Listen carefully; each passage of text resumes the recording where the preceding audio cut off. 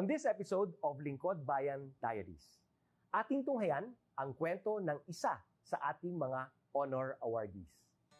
To be a CSC Pag-asa Group Awardee is such an honor. Hindi namin siya inasahan, so we just wanted to put names on the innovations na naibigay namin sa Davao de Oro. Ako po si Joycel R.O.D., Provincial ICT Officer ng Provincial Government of Davao de Oro, Team Leader ng eGov Technical Team. I'm George Danhil M. Duran, Computer Programmer 3. Ako po si Mr. Wilfredo M. Galagala, Information Technology Officer 2. Ako po si Antonio Isimeni, Information Technology Officer 2. Ako po si Antonio Salarda Jr., Computer Maintenance Technologist 2. Kay eGov Technical Team are employees of the Provincial ICT Office of the Provincial Government of Davao de Oro. So kami yung gumagawa ng mga systems and innovations and nagsusupport din sa mga na-implement na mga systems sa iba't ibang departamento ng probinsya. Marami kaming projects, actually our systems number up to 40. Especially during the pandemic, so doon talaga nakita on how useful ICT was. During that time, challenge talaga yung team to produce projects to sustain yung online na operations. So on our part, we tried exploring open source technology. Tapos marami kaming ina-explore na networks. So first yung system is yung CallDedoc. It's a teleconsulting system na na-implement during the COVID. When the OPD services, yung outpatient department services, were stopped, nag-resort to teleconsulting. Another project mentioned is yung COVID testing information system. So just like any typical molecular laboratory na systems, ito ay data bank ng mga specimens na tinitest, tapos nagbibigay yung system ng result ng mga test. During pandemic, nagamit talaga siya kasi kailangan validated yung result, so QR coded yung aming test result. Isang very challenging project namin is yung household profiling and needs assessment. So kailangan merong list ng mga possible recipients ng bigas, and then wala kaming updated list nun. So, kailangan in 1 month's time makaproduce kami ng system kasi magro-roll out ng survey sa buong probinsya. Nag-try akong mag-tap sa isang UN organization, yung UNDP. Tapos, nag-request ako kung pwede ba kaming turuan on how to do survey using Kobo Collect. And we were blessed, kahit wala kaming formal agreement, no monetary considerations, tinuruan nila kami. And in 1 month's time, na-produce namin yung app. And then after that, dire-diretso na po. Hindi rin namin ma-imagine na in 6 months' time, nakandak yung survey using employees only of the provincial government. So nakamobilize kami ng mga 200 plus enumerators. Talagang nilibot yung entire province, 236 barangays, bahay-bahay yan. Tapos nakuha namin yung data with maps. Na mapping namin yung mga households. So, and very appreciated po yung output ng systems. Kami nasa LGU, na-feel namin yung need na dapat ma-institutionalize yung ICT departments. Nasa digital age na tayo, so hindi pwedeng hindi tayo mag-upgrade or mag-adapt ng ICT. So basically yung ICT, nagagamit siya para ma-optimize yung ating mga processes. Aside from that, yung interconnectivity, interoperability ng different offices, napapadali yun through ICT. So, talagang dapat i-leverage yung ICT ng any organization, not just the government. Kung mapansin nyo, lahat ng developed countries is naka-leverage talaga sila sa ICT. Maraming magaling sa Philippines, medyo may problema lang tayo dun sa interconnectivity and interoperability kasi parang nangyari, parang kanya-kanya yung mga LGUs, kanya-kanyang innovations. And if you can see from the national, paiba-iba yung mga systems hanggang dun sa baba. So, yun din isa sa panawagan namin, sana magkaroon ng uniform na standards and protocols in developing systems para hindi masayang yung mga efforts ng mga nasa baba. Okay, my message to my fellow public servants, so let us continue to be a gift.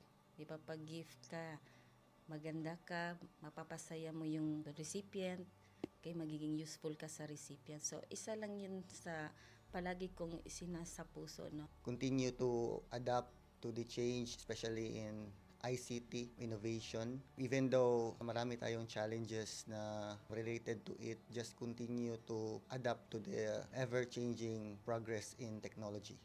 Kaya ang masabi ko lang sa mga kawani ng gobyerno, kung trabaho tayo, gawin natin talaga yung nasa puso natin. Gawin mo lang ang dapat mong gawin upang kung ano mang gusto mong maitulong para sa bayan.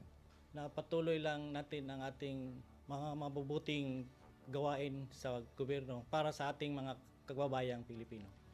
Kami ang EGOV Technical Team ng Davao de Oro at ito ang aming kwentong lingkod bayani.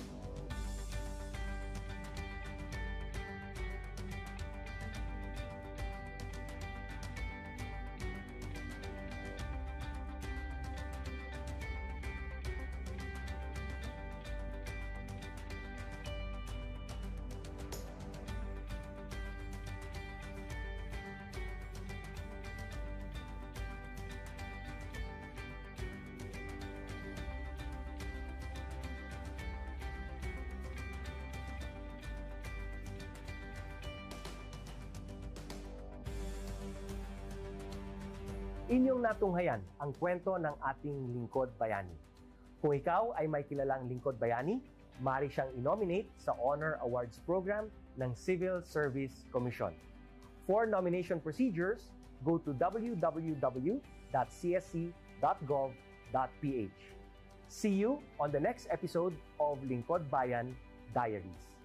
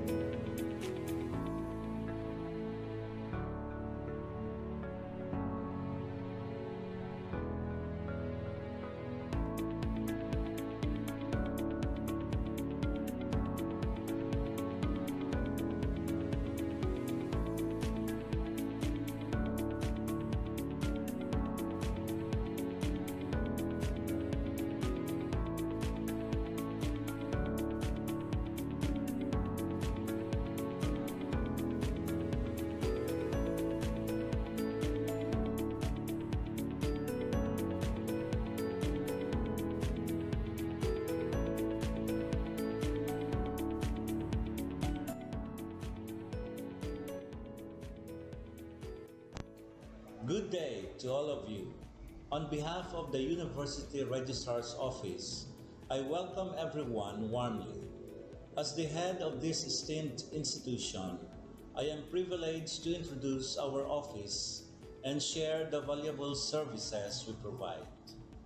The University Registrar's Office serves as the administrative heart of our university, functioning as a central hub for academic records, student enrollment, and course registration. We are dedicated to supporting the success of our students and personnel by ensuring the smooth operation of all educational processes. Our mission as an academic unit, the University Registrar's Office, will be taking care of the enrollment, graduation, and records management as it takes custody of academic records of all graduates and the issuance of official academic documents of students and graduates.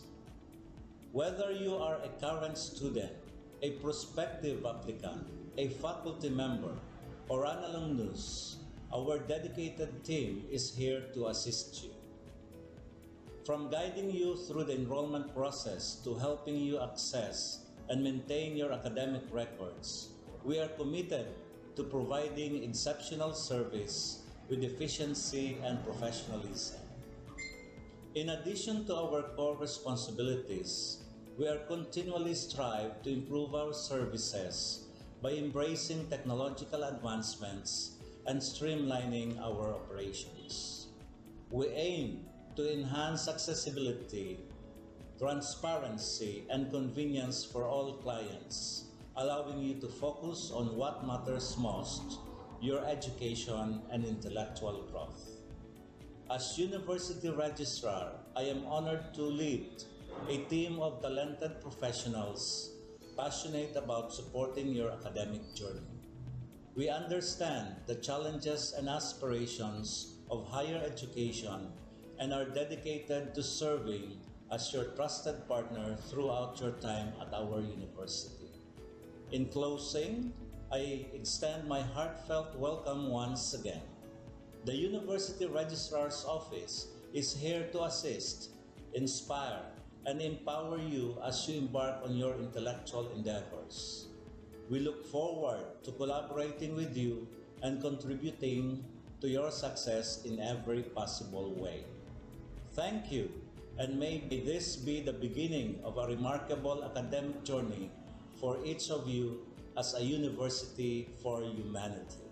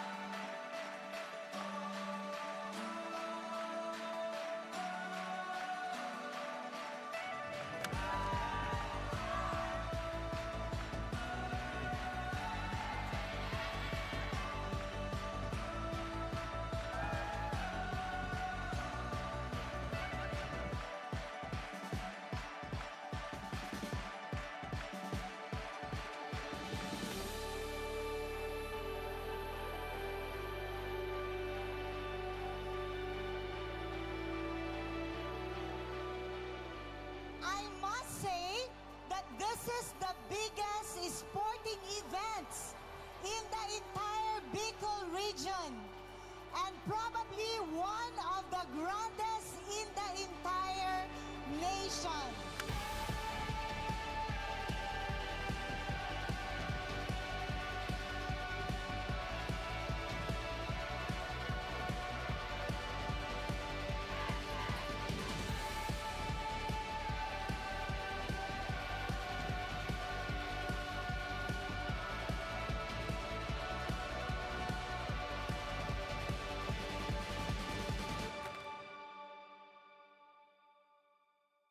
Bicol University takes its pride from its top-notch faculty, employees, and most of all, its unparalleled and diverse students.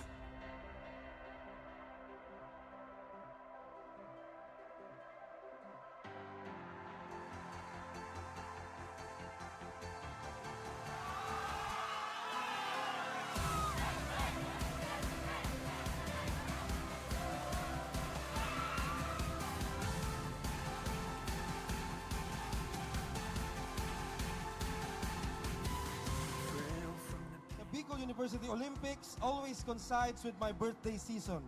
I am very thankful for that. The youthful embrace that is on display during this event reinvigorates my sense of purpose as a public servant, as the young people occupy extremely important places in my ecosystem of governance. In short, I've spent my entire life helping build up this university, but I am not done, and neither should you be done building up this great institution. To my Bicol University family, huwag na nating pabahabain pa. The 2023 Bicol University Olympics open!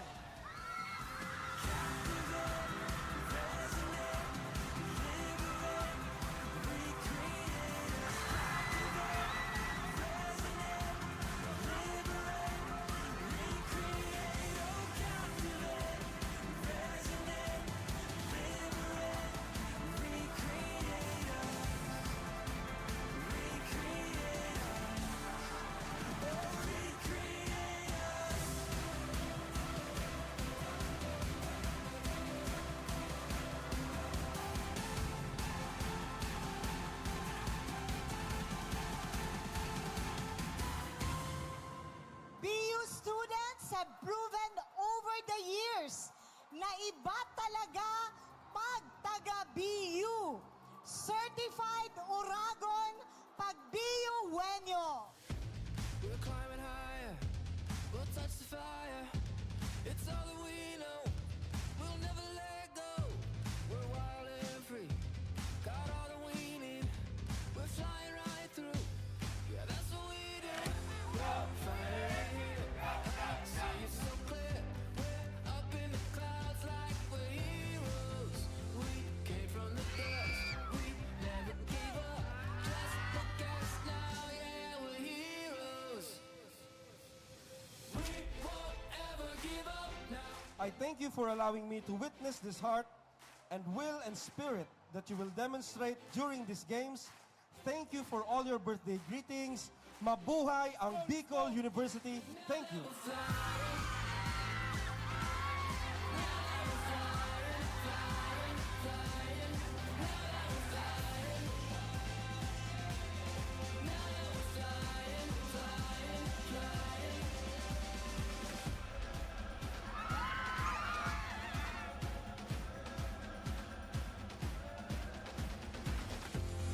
Finally here, I see it so clear. We're up in the clouds like we're heroes.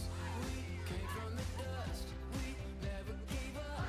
Just look at us now, yeah. Tandaan po natin, gaining friends and experience along is already a victory itself. May the force be with you all. Mabuhay ang Bicol University. Mabuhay ang BU Wenyos.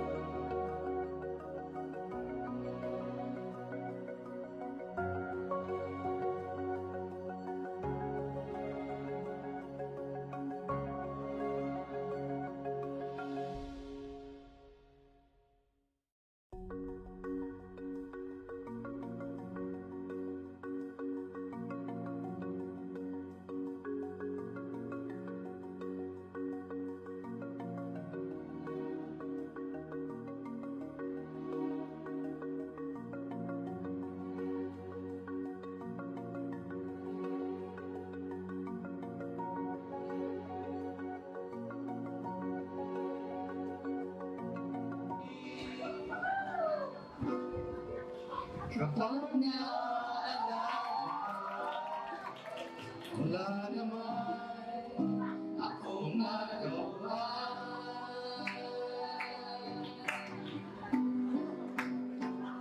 Umuwi ka na, baby.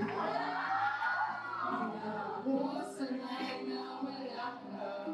Mahirap ang mag-isa.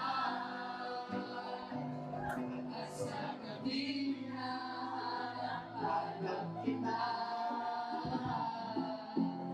Hanggang kailan ako maghihintay na makasama ka. Muli sa buhay mo, tulog at paghihirap. At laging ikaw lang ang umapawi sa mga luha. Naglalagay ng ngiti sa mga labi. Di mapigilan ang mag-isip. Sa ligan, ihulog ang loob sa iba.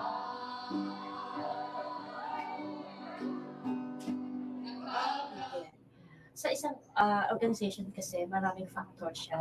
Una, structure. So we have this, we have this disaster risk reduction management university committee na sila ang nagpaplano, nag-execute at nag-implement. So sa level naman po ng HRMDO, we also work hand in hand with the committee. In fact, palaging kasama sa annual learning and development plan ng HRMDO is training, capacity building, enhancement, and awareness pagdating sa DRRM. Last year, we were able to conduct basic life support training to the frontline service providers. Yan yung mga drivers, LabTech, security guards. Kasi we plan to do it annually in coordination yan with College of Nursing and DOH. College of Nursing. Oh. And also sa University Health Services, co-coordinate din po kami sa College of Medicine. And medicine also. College of Nursing, Medicine. Okay. Kumbaga in place na talaga din yung structure, no? And may mga trainings. So may mga na-identify na po kayo, ma'am, na mga safety hazards natin? Potential safety hazards here? Aside, of course, from the high heat events natin na presently going on. Of course, yung geographical location natin na nandyan si Mayon, na hindi natin pwedeng alisin. And also, identified na din yung palaging maulan. Correct. Nagkakaroon tayo ng gale warnings, yung mga ganon. Ano pa yung mga identified natin na hazard? Ako super identified ko dito sa building na to. Yung ongoing construction. Sobrang maingay. Noise. Something that we cannot avoid because construction is going on. Yung dust. Yung dust that fumes. Oo. Yeah, yung weather talaga. Yung Bingo. ngayon yan yung ngayon, yung heat index. Pag masyadong maulan, suspended. Masyadong mainit, suspended. So at least it's good to know na meron naman talaga tayong committee that handles this. Yes. Okay. And of course, yung local government naman natin is very active, no? Oo. Nagsimula ka nung alam mo yung naalala niyo yung ARPA.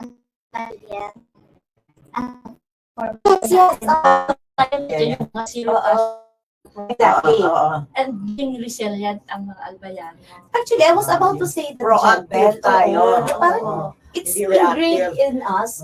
Within us part of already. the In fact, kapag discipline. may baha, malakas ang ulan, carry na Hindi tayo. na- we know what to do. And Sometimes we don't even wait for the baha. Yeah. Pag masyadong maulan na, sinususpend na, para people can In fact, may can get mga ready. issuance na din po, like ang CHED and DepEd, meron na silang issuance na binibigay yung yung discretion sa head of office to decide. Do not wait na for the For the announcement. announcement. I think that's one good thing about us Yes. because yung mga Bicolanos ngayon, we actually know what to do. Kasi nga sabi nga natin, laboratory to ng mga disasters. We live with disasters. Manufacture the storms. Nagbabakasyon sila dito every now and then. Kaya nga, nung naging active si Mayon Volcano, yung mga relatives natin nagwo-worry sila. Exactly. Kaya kamusta kayo dyan? Kamusta kayo? Ha? Parang it's a normal thing for Ganun us. tayo. Di ba yung sobrang bumubuga ng mga si Mayon, tapos ang yung mga relatives natin na outside of the Philippines or kahit yung nasa Manila na, uy, ano nangyari sa inyo? Nag-worry sila. Sabi ko, Kaya wala narinig niyo naman. ba? Yung tatanong sila, narinig niyo ba yung sound? Sabi ko, oo. Parang, ha? Parang nagaganon sila. And, well, sanay na Well, tayo. given all this na resilience and all, generally we can say na safe naman and healthy ang environment ng Bicol University. That's as far as physical aspect is concerned, siguro. You mean? But what about stress and workplace? Yun na naman we Yes. bring, we Yeah. lay the card. That is you know, another, mental health, naman, stress. another concern that Oo. we are actually facing the mental health of the Yeah. personnel. Kasi ano na ba, this is based on records. Kasi di ba, yearly nagkakandak tayo ng training needs survey form. Na lahat ng empleyado, kinukonsolidate namin yan. Alam niyo po ba ang number 1 palagi is stress management. Hindi ko pala yung natiko. Yeah. Number oo. one. Matuloy ako, dapat meron ako niyan. Pero hindi tayo, Dr. Jen, nagko-conduct ng yung mas detailed na survey, for instance, about the mental health. Generic lang kasi kami Oo, pagdating sa oo, training generic needs. yun. And simula nang umupo ako sa office, palagi siyang number 1. Kaya that's why sa annual learning and development plan namin, kasi meron tayong mga mandatory trainings na from ng civil service, like yung orientation for newly hired, Right. post-career orientation sa mga retirees. Dahil palaging number 1 ang request and training on stress management, sinabay namin siya as mandatory activity. Kasi hindi siya nawawala. Hindi siya nawawala. So since naman pagdating sa conduct of training, hindi namin kayang lahat. Kasi yung budget din po. Factor din. Siyempre. Nilalodge din namin siya sa mga colleges. Kasi mayroon din silang budget and trainings for the year. So nilalodge na namin yung training. We provide the result. Sa college. I don't know. I have never attended one. Maybe because hindi natin tinake off. Or pinapasok sa God activity as a topic. Pwede din naman siya. Pwede siguro. But I have yet to attend one. Oo, siguro.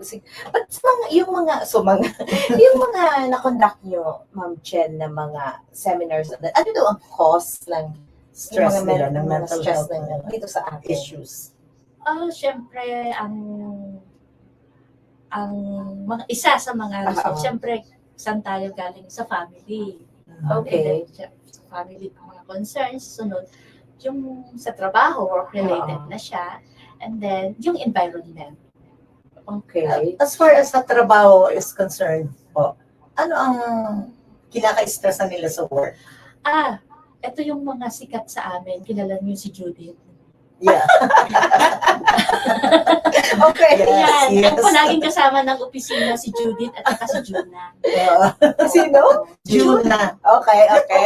Juna yun ngayon. Mga ganun. Yun lang naman eh. It's a cycle kasi meron tayong monthly deadlines. Yes. Pero yung mas nakakaano kay Judith is yung dumadating na lang siyang bigla. Like Yung from mga nasingit. from other agencies kasi may mga reports kami sinasubmit from other agencies and meron silang requirement na June na tomorrow. Okay. Due date ngaya. Tomorrow, 9 a.m. yung mga gano'n. So yun yung mga bigla. Oo. Kumbaga hindi part of yung Yeah. regular work. Although we have raw data, but with the specific formatting, gano'n. Yun yung True. factor. Kahit sa teaching yata, Dr. Chen, ganun din, ano. So apart from the teaching, kasi no work, Still meron deal with a lot talaga. of paperwork. Oo, may mga ganun na mga mandates tayo na kailangan ding pagpupulo ng Di ba, ma'am? pansin. Nag-shift tayo from face-to-face to online. Grabe yung requirements, di ba, sa DTR. Well, at least yung una lang yun, ano? Yung Oo, una yung oo. nakaka-stress. But eventually, We got used to we it. got used to nasanay it. tayo. We managed. Kaya lang, we shifted back to, Oh, to I face know, to to face face-to-face. again. Another preparation na Ano naman. Parang So yung gano'n. mga ganon na factor na biglaan, nagkukos siya na. But we are able to address it here.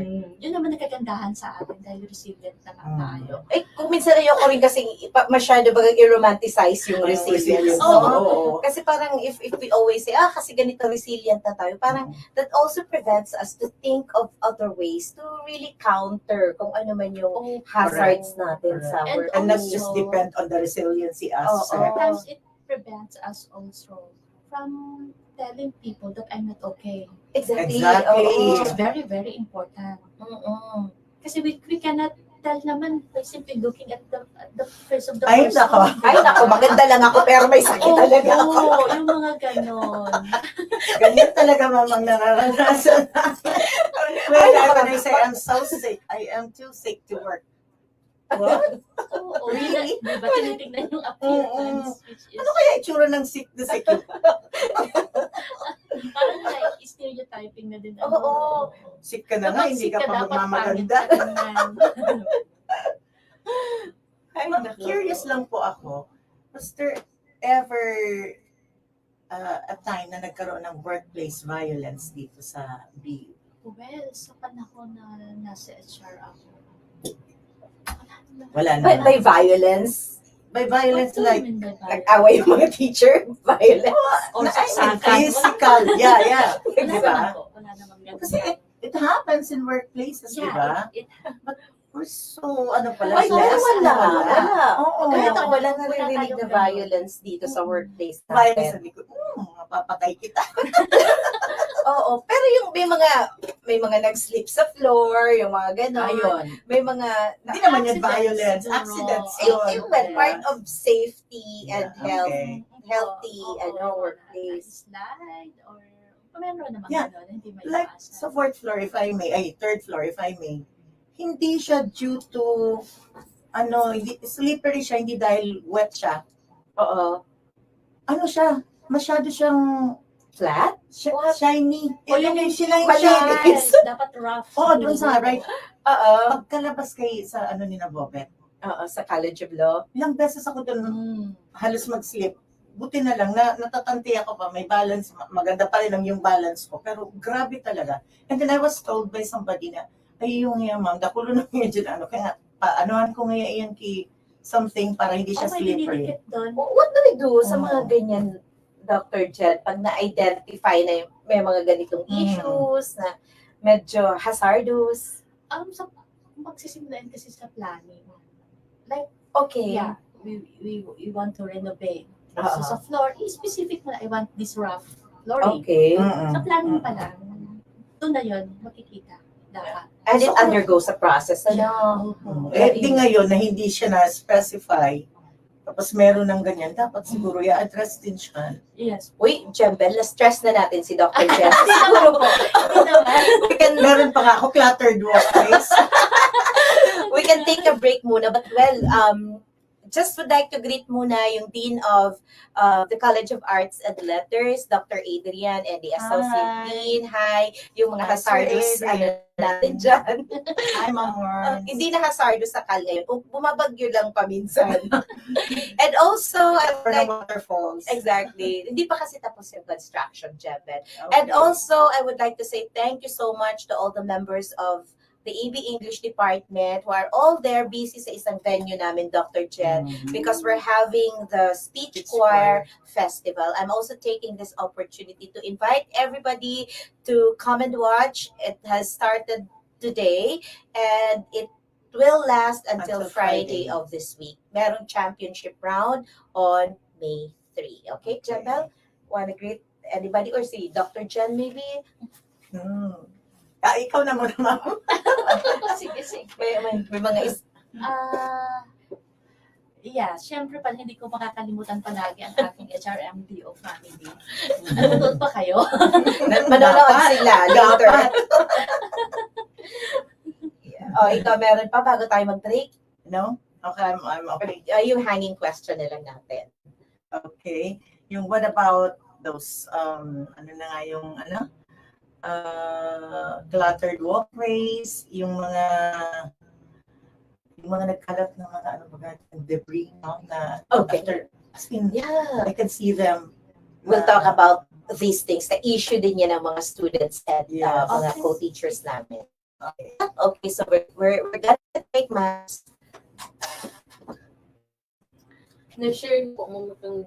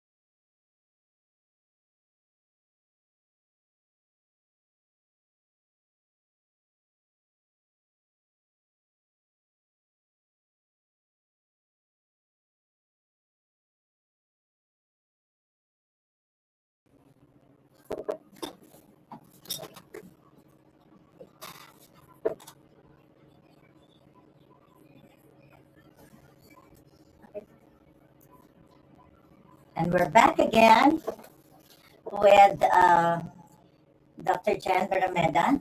And may hanging question tayo kanina, di ba? Yes. Yung mga cluttered walkways, yung mga debris na nagkalat dyan, na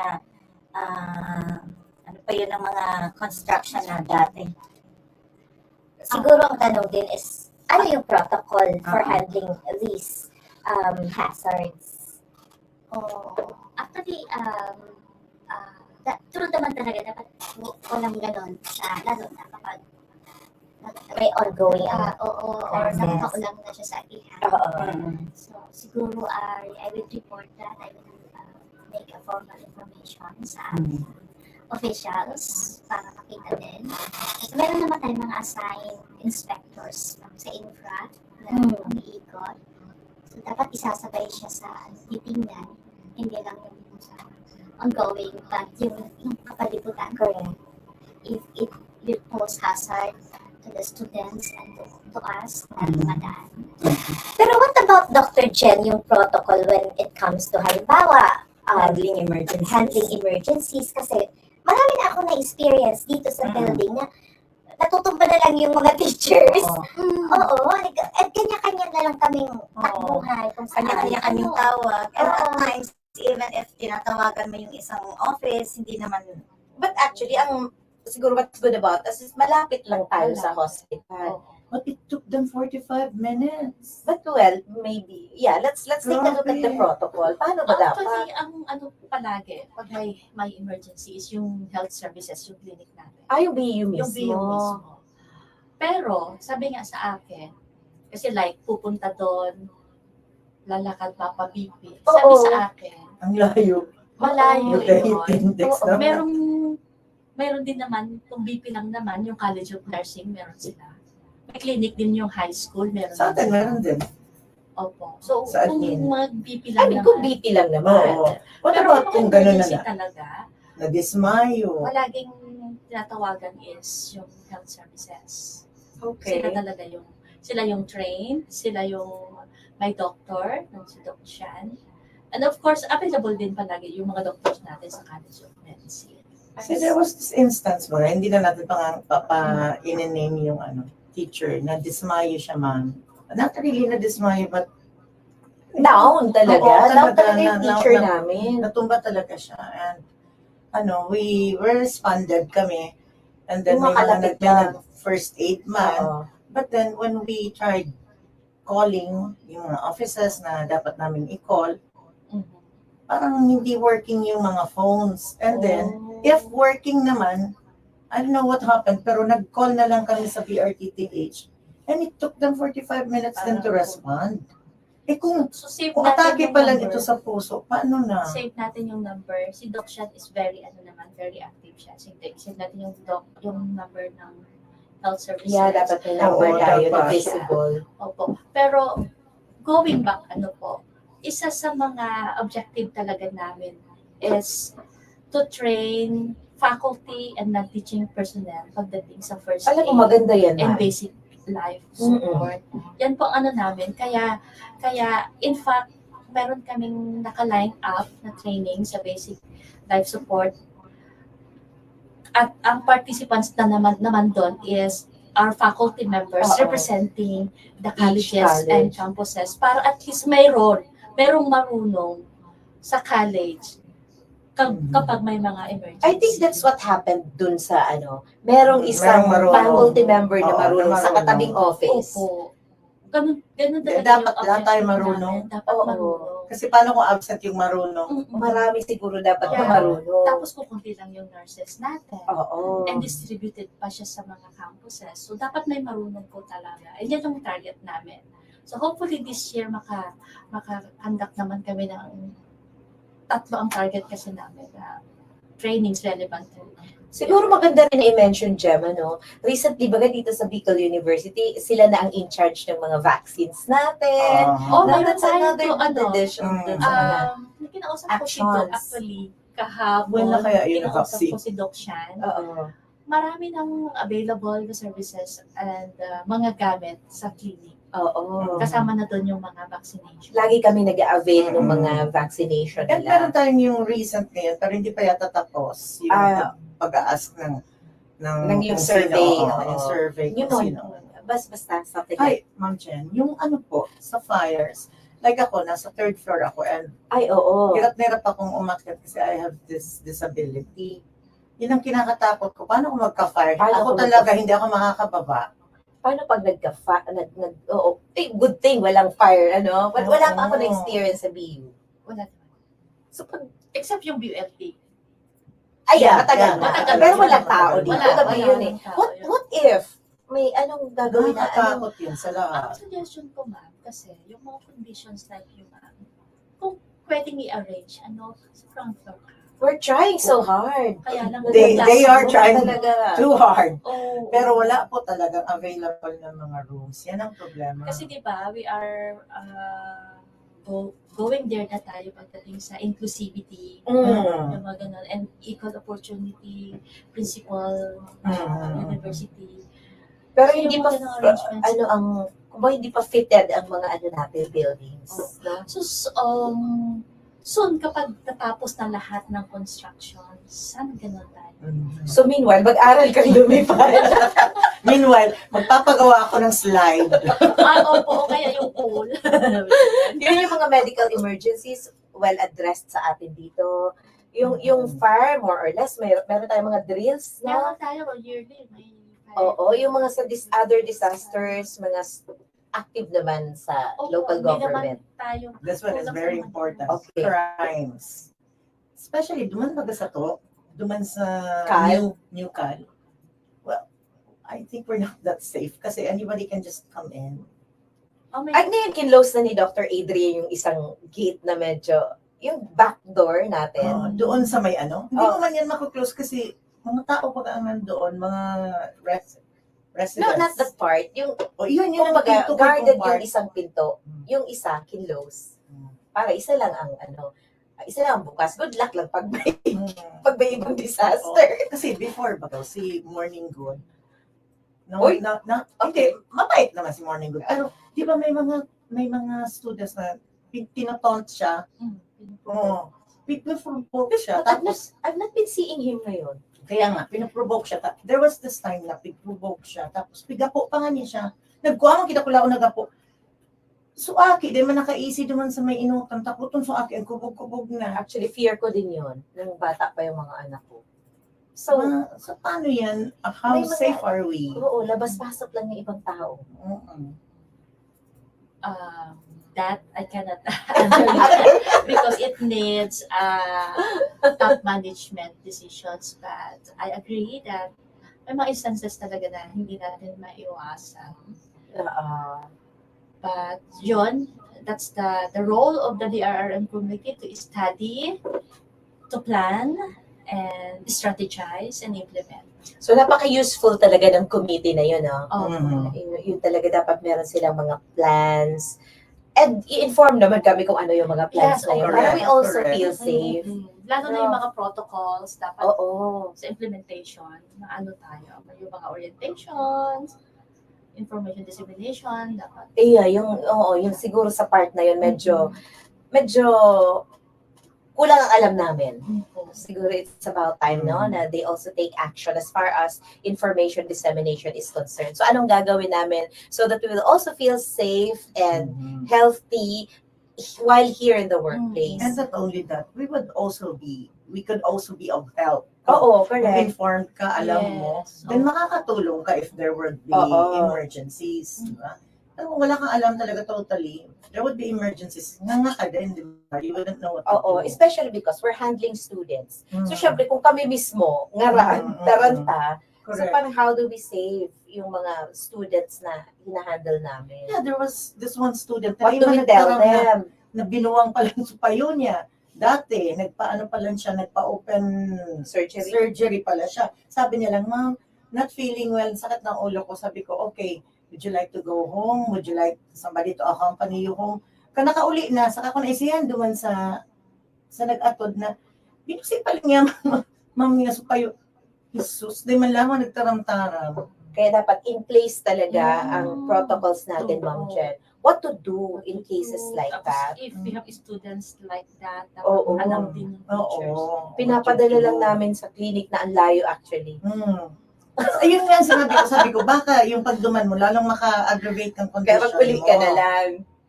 Tari yun. Actually, they are planning yata to request for a vehicle. Dapat. Exclusive sa Kahit maliit lang, yung pwede yung 2-3 lang, madalian. Anyway. Okay. We're happy to know na in place naman yung mga iba. Hindi lang namin alam masyado. Opo. So, itong resources, what resources are available for Opo, yun employees? sabi ko nga, may mga equipment, ang health services. Punta lang tayo doon. Vaccinations. Saan nga ang health services? Yung sa Malapit sa likod. New building. Sa new building. Oo. Opo. Visit lang po doon. Pero hindi pa ako naka-visit doon. nila Ako din. na pupunta tayo. Mas na-appreciate nila yun. Kasi sa totoo lang po, Layo kasi. kulang tayo ng doktor. Okay. As of April, nasa 1,019 warm bodies po tayo. Teaching ng teaching. Tayo lang yun. Tayo lang yun. Wala pa yung students.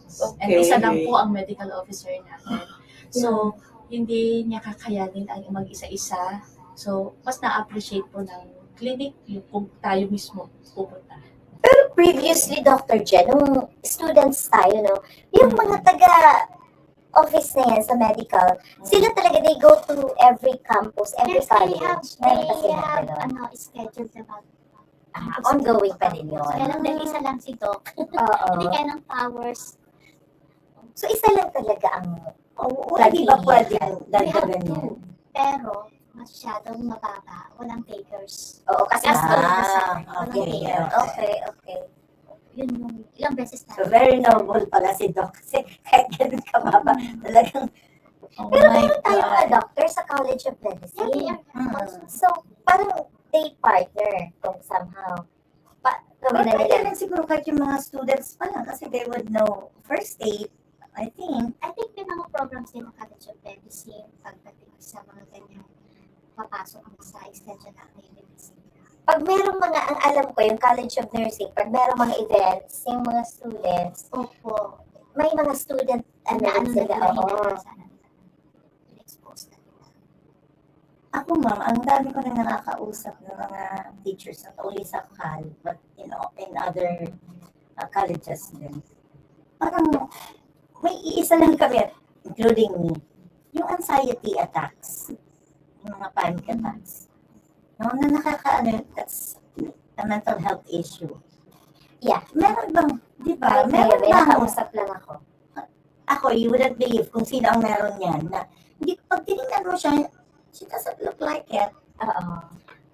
Pagdating sa mental health, well-being of the personnel, last year, kinreate kami ni President, me as the chair, as CWG to create proposal on personal wellness, well-being. And in fact, member din na si Ma'am Indy, and marami kaming members. And tapos na namin ang proposal for presentation na lang yun sa admin council for our Baka you can give us, kumbaga, kung ano man ang meron dun sa proposal, Dr. Jen. yung ano, Para ma-excite naman kami. doon sa proposal, what we can look forward to. So under this proposal, mayroon kaming mga programs. Sige. Yung BU Wellness programs, nandun yung health programs, workplace mental health program, physical fitness program. Maganda kung meron tayong mga ganyan, no? Sports program. Okay. And dito din papasok yung safety program. Okay. So, lahat na siya. And then, ito din na kasi yung whole being ng tao pinag-uusapan, financial wellness program. Exciting siya. Financial literacy. Like, yung mga topic series like how to start small business, financial literacy, yung mga ganong topic. And in fact, may nilagay kami ditong buo patindahan, mga ganon. So another is employee welfare program. So marami siya na programs covering the all aspect. Sana talaga, no, ma-implement siya ng maayos. Kasi, if I recall, mayroon na tayo mga previous attempts din. Na okay, for instance, yung sa physical fitness, meron mo na, okay, after 1 or 2 events, wala na siya. Fizzle out. And then, yung sabi ni Ma'am Karina, yung director ng IPSR, sila nandun palagi, yung tayo kung paano mag-push yung mga kasama natin. Yung excited na excited si Ma'am Karina, pero sila at nag-show up. So ano pa kaya pwede natin So, maging balik doon, effort? girl, sa ano yan, anxiety. Kasi, it's too expensive po ang wala talaga tayong psychologist or psychiatrist. And meron tayong iilan, and then, ang hirap magpa-schedule dahil punong-puno ang schedule nila. Wala tayo Dr. Jen ng ganyan. Kunti po ang ating... Tapos plus syempre may stigma pag may stigma sa labas. So kung dito siguro sa meron na tayong in place na program for that. No, itong workplace mental health program, ang in charge naman nito is yung sa OSAS, yung ating mga guidance. Sa guidance. Pero for students? Hindi, kasama. Okay. Mga personnel in coordination with psychology department ng CSS. We didn't even know that. Meron pa, ito po, ngayon pa lang. Ngayon pa lang. Ito yung proposal. Okay. Sila yung in charge dito sa that is something that we can really look forward to, no? Kung meron gano'n. So, under nito is nandito yung counseling, and then we have the stress management. Kasi Dr. Jen, hindi ako nagreklamo, no? Parang masyado tayo confined sa work na kumbaga, yung other part na yung development of the well-being, kami na rin lang ang gagawa nun. Because, kumbaga, wala naman tayo dito pa. Okay, kami na lang ang lalabas, kami na lang ang ganito. Kanya-kanyang diskarte na lang. diskarte sa buhay. But it would be interesting and it would be helpful siguro. Kung alam mo yon, kung meron tayo sa university, we get to, socialize and Yan din. Hindi lang yung annually, yung pag Christmas lang tayo nakikita-kita or pag may... Maganda rin siguro yun. We don't really feel na BU is just about work. Parang ganun. Paano ba yun, Dr. Jen? Na yung development of... Maganda kasi yung sinabi mo, development of the total well-being. So you address every aspect. Yung suggestion mo naman po, Doc, is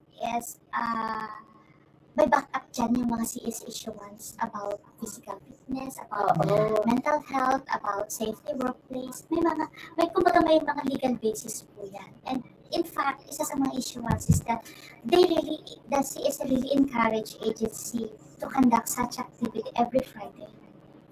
Yeah. Sino dapat ang maging in charge niya? Meron talagang B. So, naalala ko noon, before, meron yun, di ba? Naalala ko nun, yung kada colleges, campuses, per college ginagawa na. nila siya. Pero pag na-present na natin ito and nakita na sa board, ang implementation nito is university-wide. Okay. So, we need support of the faculty members. Gusto maganda yun yung every Friday, for instance. Ganun tayo noon before. Parang Wednesday yata sa atin noon. Or Friday. Basta, panahon pa yata ni Ma'am Faith sa atin. Panahon pa ni Ma'am Faith, talagang meron na tayo. I don't know, I never experienced it. Na every Friday talaga. Parang, nagsasayaw-sayaw tayo before sa ICCS.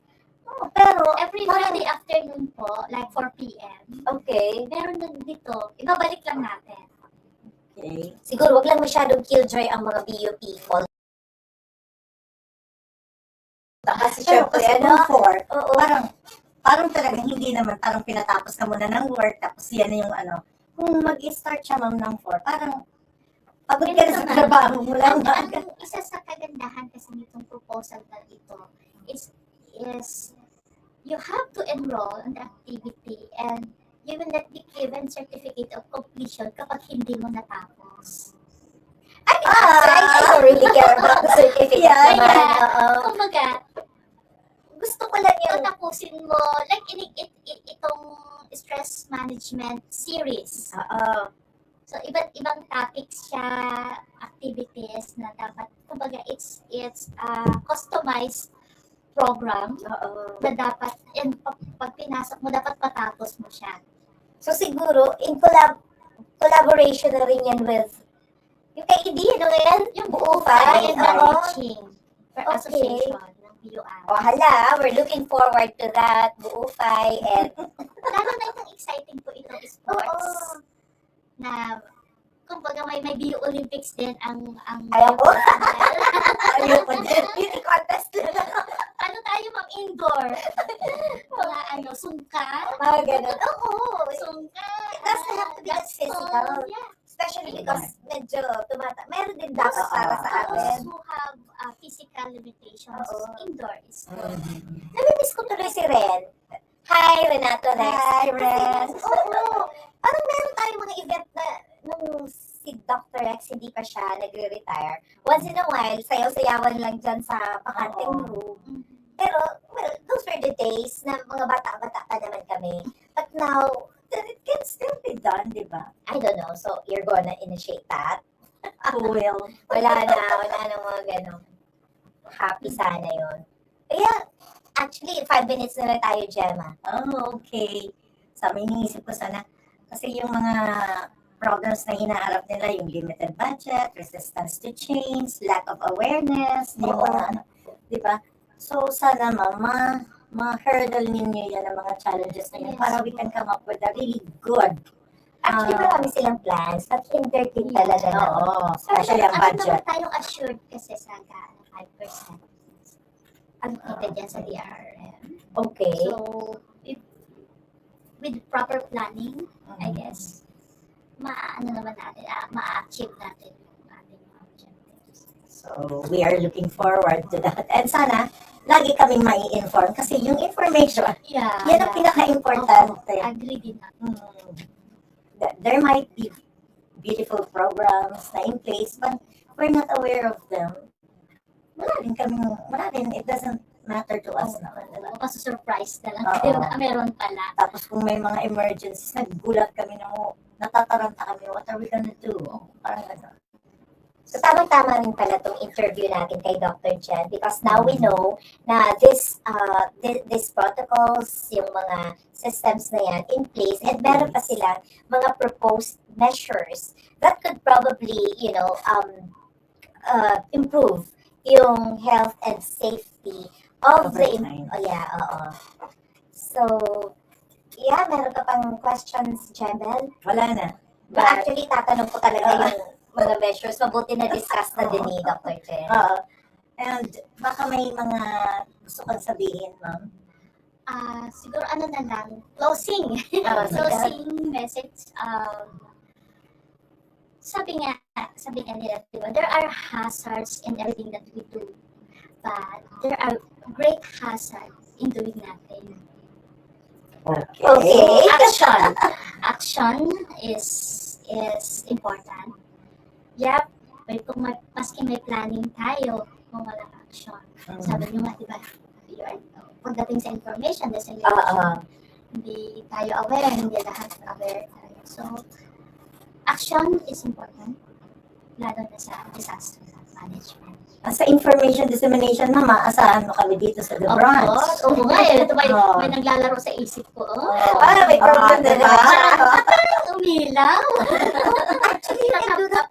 Dr. Jen can top us to disseminate info. Sige po. Umiilaw talaga siya. Pwede po gamitin talaga yun. But actually, yeah, that's one of our advocacies din. One of our aims here is to be able to disseminate information pertaining to matters that really affect us. And yeah, thank you for that willingness to help the office, lalo na sa information dissemination.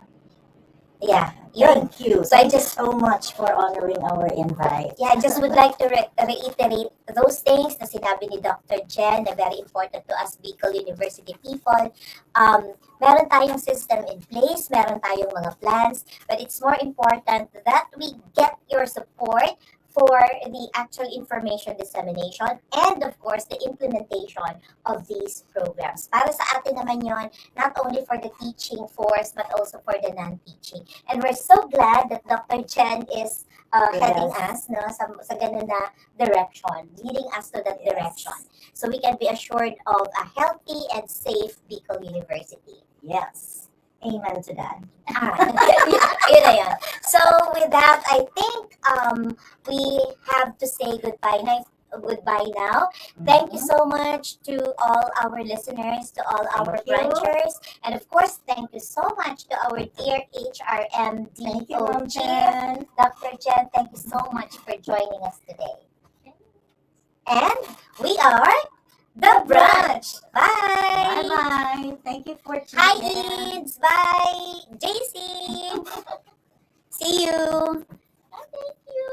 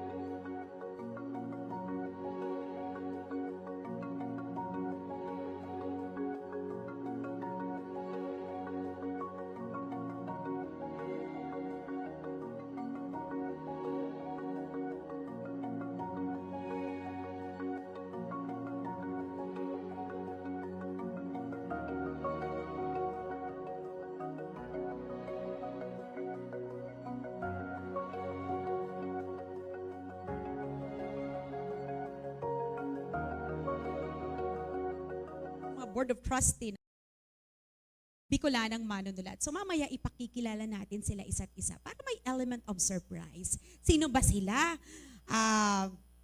Sabi nga natin, nung isang araw kasi nag-viral yung isang post tungkol kay Bob Ong. Hindi kilala si Bob Ong ng ilang estudyante.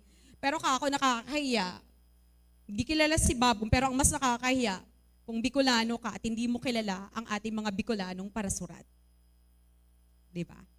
So tama lang na kung minsan ay balikan din natin at kilalanin ang ating mahuhusay na kumbaga, naging haligi ng ating literaturang Bicol noon. So kaya tayo meron sa ngayon. Kaya wag na nating patagalin. Makakasama natin, hindi naman siya boy abunda. Okay? Sabi niya kasi sa akin, G lang eh. Hindi siya boy abunda, pero hayaan niyo akong ipabisto ko siya sa Indo. Okay? Paborito ko sa iyang tula na antisipasyon. As in, ang pagpadangat, siring sa pagulay daanin na tong. Saro yan sa iyang sinurat na tula o rawit-dawit. Okay. Bago ko siya ipabisto, diit lang na linya sa tula niya na ang pagpadangat, sa Bicol Legazpi kaya, pagpadangat means pagpadaba. Ang pagpadangat asin pagulay ni natong. Ang pagpadangat ko palan sa imo, garuman lang pagulay ni natong. Masire, giitilon, bakong suba-suba, daing malulutong marhay, kung ipapasipara. Anatong pagdaig kininit na marhay, daing data sa pagsapa, makunat, tibaad habuan kan mga makakan. Diit sa na iyan, excerpt lang. Excerpt lang. Patana ko lang yan sa Indo. Kan sa iyang sinurat. Dahil sa hapong ito ay makakasama natin ang isang batikang Bicolanong parasurat na magiging moderator ng ating magaganap na iristoryahan. Kaya sit back and relax. Yung mga nakaantabi po dyan sa FB Live, baka pwede kayong maglapag ng inyong smiley o heart react or thumbs up kung ready na kayo. So, bistuhon ta ang satuyang magiging facilitator sa hapong ini. Si Isay Mananggad siya. Maliban sa siya, saro sa mga kumbaga, Board of Trustee kang Albay Arts Foundation. So, okay. He is the founder and editor of the Bicol Language Advocacy, Magbicol Kita. He is a writer, translator, designer, and an entrepreneur. His 2 books in the Bicol language, Poetry and Translation, both won the National Book Awards. He contributes as an editor and validator of DepEd's MTB MLE textbooks in Bicol, and in the literary programs of the Asia Foundation and RTI International. He does curation, research, and design works for Philippine museums. He is the co-founder of the creative content startup Creative Coconut PH, the education startup Alab Ideas, as well as the history-oriented organization Saysay Bicol. He is currently a board member of the Albay Arts Foundation. Mga tugang, mga kapwa ko Bicolano, mga kaibigan, bigyan natin ng masigabong palakpakan ng isang Bicolanong Uragon para surat sa tuya ini, Sir Dennis Victor Tino Nierva. Thank you, Ma'am Bing. Day talaga nasasala si Sir Pop to invite Ma'am Bing to be our MC this afternoon.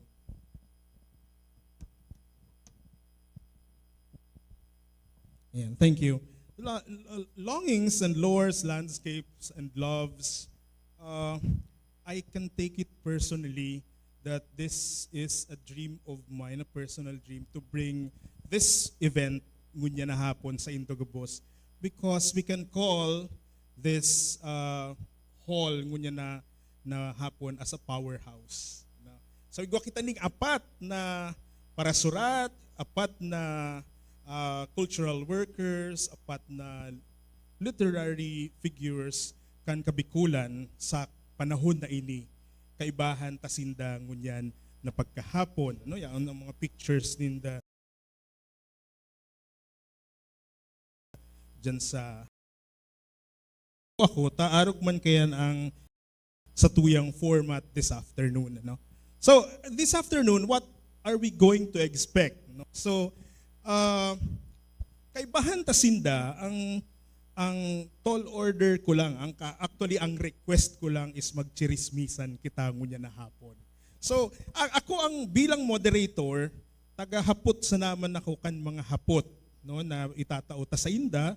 Tapos in event na igwa ka muning hapot, saray-sarayon sa nanindo ang sa indong hapot, from time to time I will give you the floor so that you'll be able to ask our guest speakers this afternoon. No?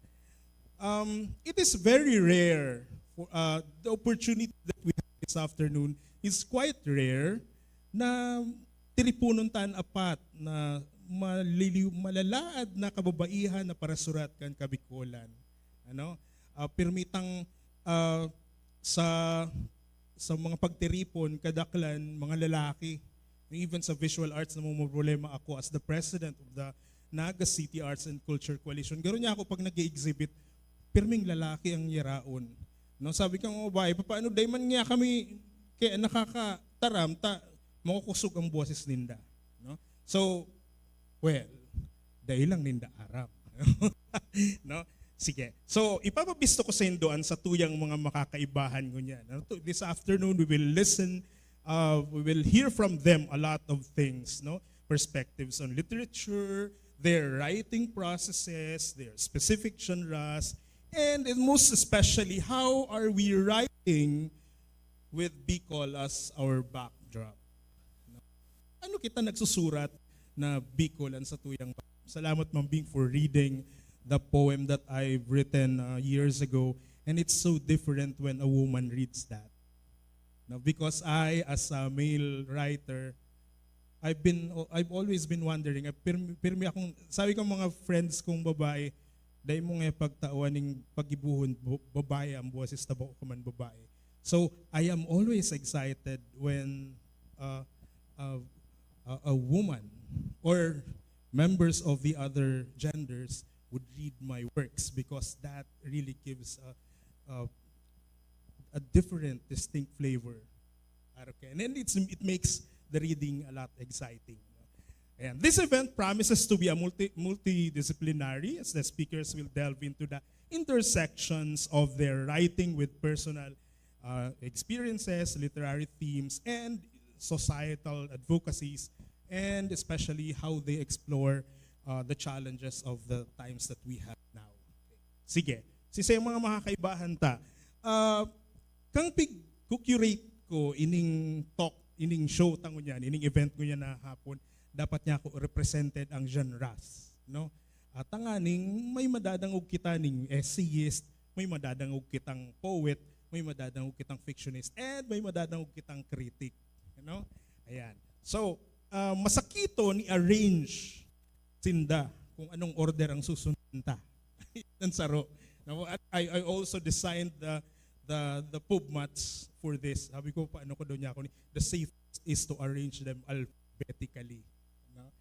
Ayan. Sige. Our first speaker breaks the culinary norms with her book, Recado, as in Recuerdo. I think the only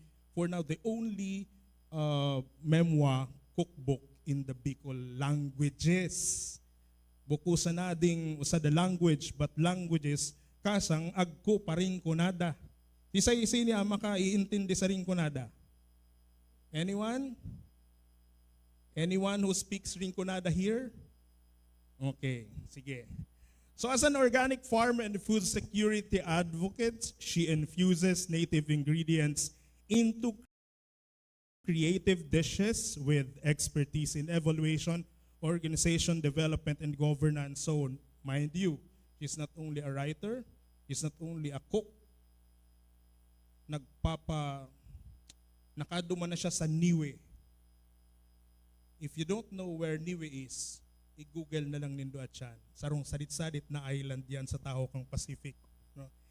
She intertwines literature and tradition in her cookbook, Safeguarding Bicol's Cultural Legacy. So igwa kami mga project ni Manay Lenny Felix, Maria Lenny Felix.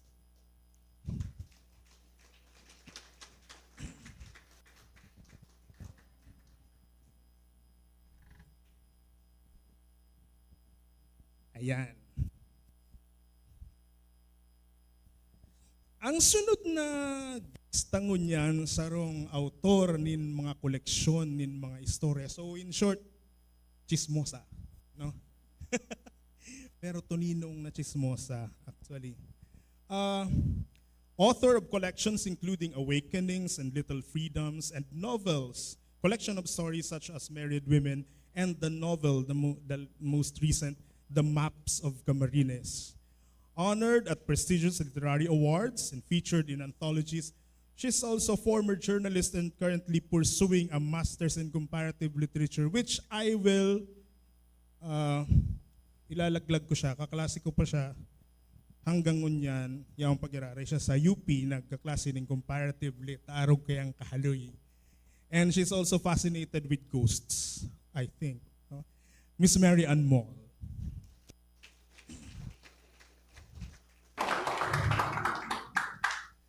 The next guest is, sabi kang Chat GPT, no? Shines in Philippine literature. No? yan ang pagkakasurat kang Chat GPT. Shines in Philippine literature, honored with awards like the National Book Award for Fiction for her anthology of Bicol fiction and the Gawad Francisco Balagtas. She was a Fulbright Fellow and veteran literature educator. She now leads Sumaro sa Salog o Sulog Incorporated, merging literary and social advocacy. So later we will witness something which was actually siyang may kasalan. Actually sa mga advocacies mi sa environment in Naga, pirming siyang may kasalan. Ano? So she would, kukuliton niya kami ng kukuliton. Makareach siya ng dakol na GC. Diba? So, recently, ang De La Salle University Publishing House has released her critical anthology of critical essays entitled Pagmangno, Nation,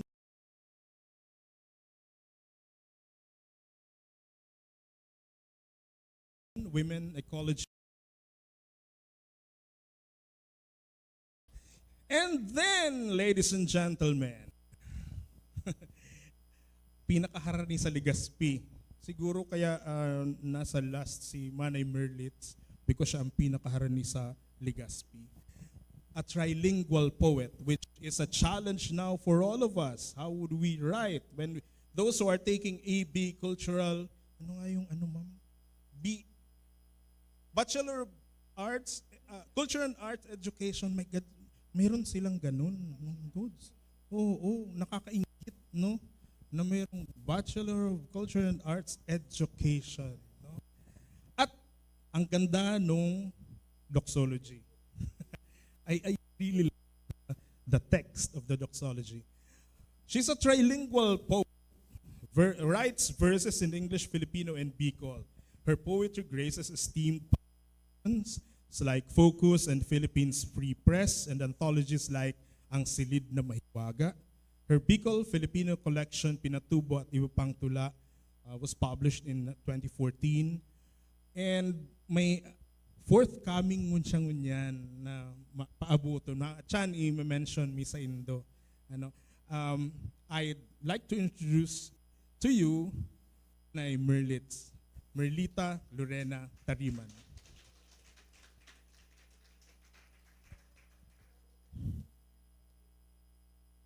Sabi ni Manay Merlitz, masusupgunda siya. Kaya dyan siya sa tahaw. No? Ayan.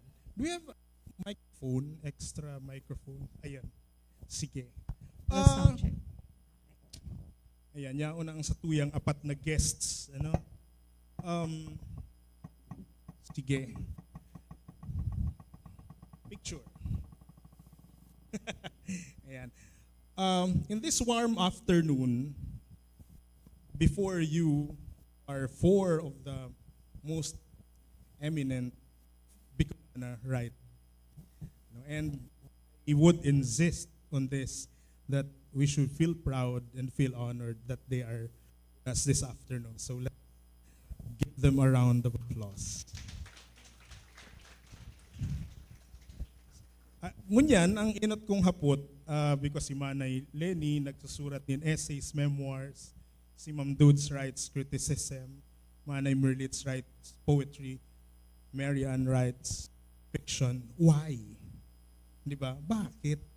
Halimbawa ako, pag tinanong ako kung bakit ako poetry, not fiction, because sana nakikita nyo na ngayon pa lang na moderator ako ng event na ito, pasikot-sikot ako magsalita. No? So how much more kung fictionist ako? My God, matatalo ko niyan si Tolkien sa pag-describe pa lang ng hall na ito. Sige, so my first question to our four guests, esteemed writers this afternoon, bakit this particular genre? No? Why? No? Sabi ng isang batang manunulat kay Rainer Maria Rilke before, di ba? Sabi niya, magsusulat ba ako ng tula? No? Paano ako magsulat ng tula? Sabi niya, search for the cause, find the impetus that bids you to write. So may tanong, may hapot ako sa inda, ano ito? Taano ta fiction, taano ta poetry, taano ta essay, and why of all, why criticism? Ani, can you start? Yeah. Good afternoon sa Induga Boss. Siguro naging natural lang sa kuya ang magsurat ng surat ng mga istorya like short stories and kunyan nobela na because kadto kayang aki pa ako, I was very sickly. I had asthma. So when my friends and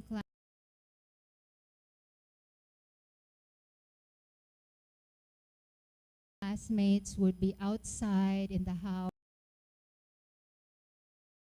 and dakulon libro sa harong, I would read the stories and the Encyclopedia Americana.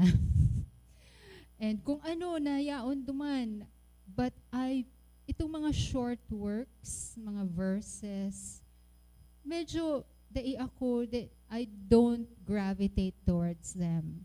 So iniisip ko rin, siguro dahil kang aki pa ako, I was a sickly child na nakakulong sa harong, ang hinahanap ko si escape from my reality. So gusto ko si mga istorya about going on adventures, learning how to fly, and then nagbabiyahe na haluyo na maray and even under the sea, like Jules Verne. Tapos in a magical land na you can grow very, very big, tapos very, very small, depending on what you eat or drink, like Alice in Wonderland. Ito si Sako yung naging escape. And kung nagkaedad ako, I wanted to write my own, na baka kung magsurat ako, maging wonderful escape din siya for the people who will read ang mga sinusurat ko. But it was not that easy. Because nag-UP ako, it can't be an escape. It must be an immersion into reality. You should be able to write from within your own milieu. Pero that was the challenge, and I faced it. I decided to face the challenge and write stories that still talk about social issues, but on the level of affect. We defamiliarize realities in order to affect the reader in a way na di kita nagle-lecture or di kita nag-proselytize or anything like that. It's still an escape, but an escape back into reality in a way na di siya familiar.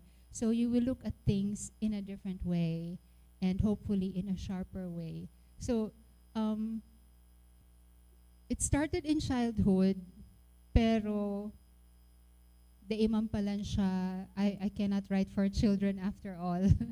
So this is why I ended up writing stories and not in any other genre. Ayan. you mentioned the milieus, no? I have a follow-up question on that, but I'll do it to you later. Opposite of fiction, what Manny Merlitz, why poetry? The main reason probably for going to poetry that you write only a few lines and you have a title. Yes. Diba? Sa trabaho ning medyo ugakon ito. But may story ba na ko sa Endo? Kanaki pa kami. Ang sulamenting babasahon mi sa harong, pag Lunes, Bulaklak, pag Webes, Liwayway. Duman siguro na form yung may grammatically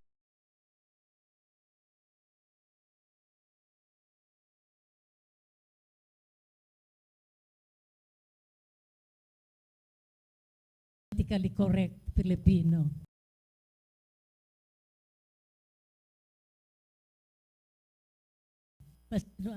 Kami. Ngunyan, kasi once a week lang yan mo mababasa. So, ang pigigibok ko, kung pag marang magasin ka ito, ang mother ko hali sa Banwa, nasa baryo kami ka ito, irunutan kami na makakuha ka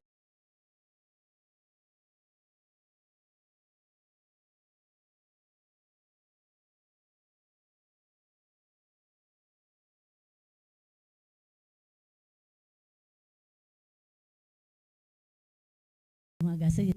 Ang inot na makakuha ka yan, babasahon niya muna from cover to cover bago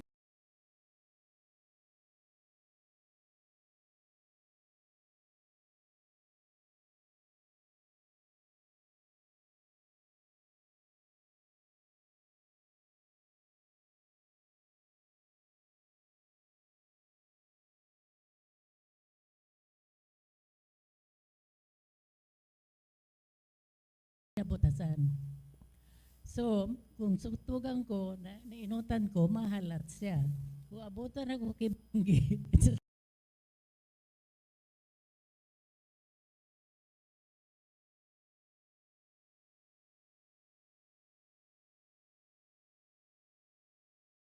sarang mag-aldaw na yan, mahalat siya. Ganyan, pagtapos sa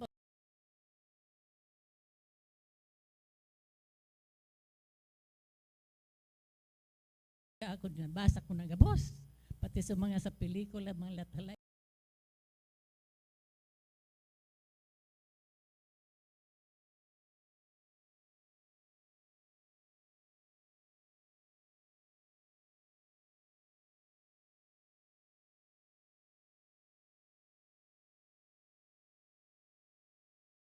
etc. Short stories mga panahon na ito tapos may comics portion ay pagbanggi, ang gigibon ko, i-imagine ko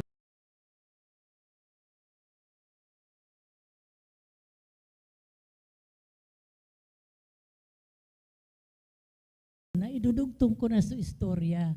Sa mga gabos ito halos sa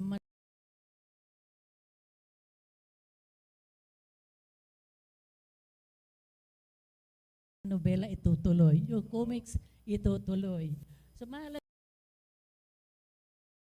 kaki 1 week, read the next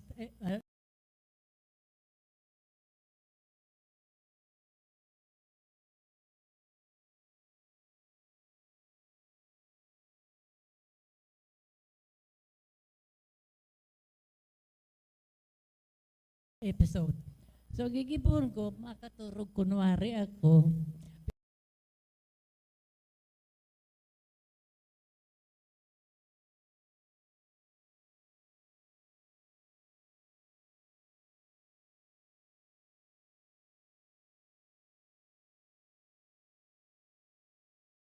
pero ma-imagine ako na pigdudugtong ako na story.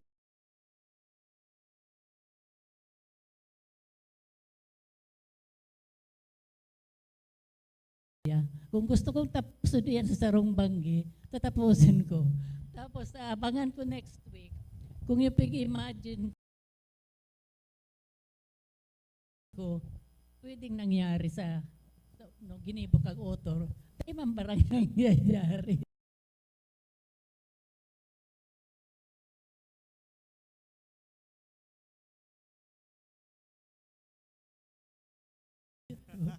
Iba man sa sakuya.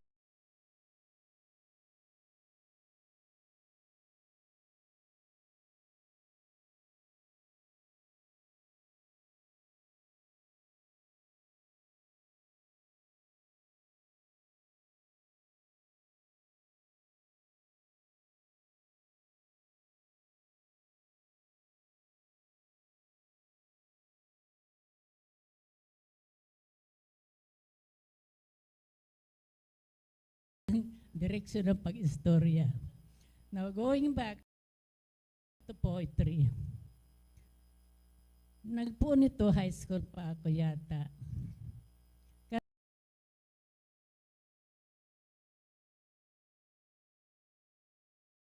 Kasi, pag nung graduation, dahil akong ibang tataos ako, nginaranan na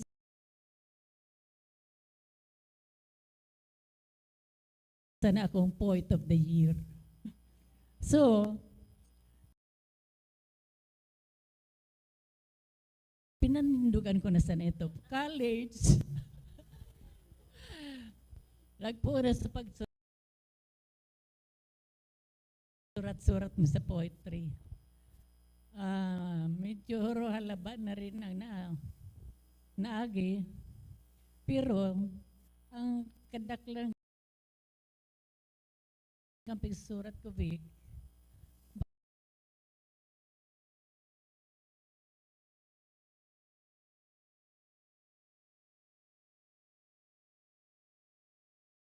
sa kong mga love-love na ganun-ganun.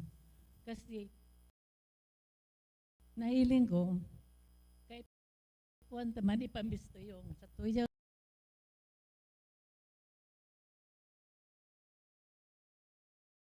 lugar, Suruna, na Bicol. Tapos ang pinaka-topic na napirmi ko na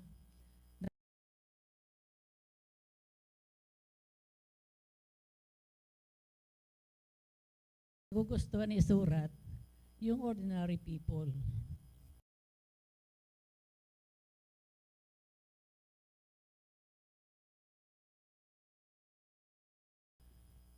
Igawang mga tungkol sa cliff dwellers of Mayon Volcano, yung kagsa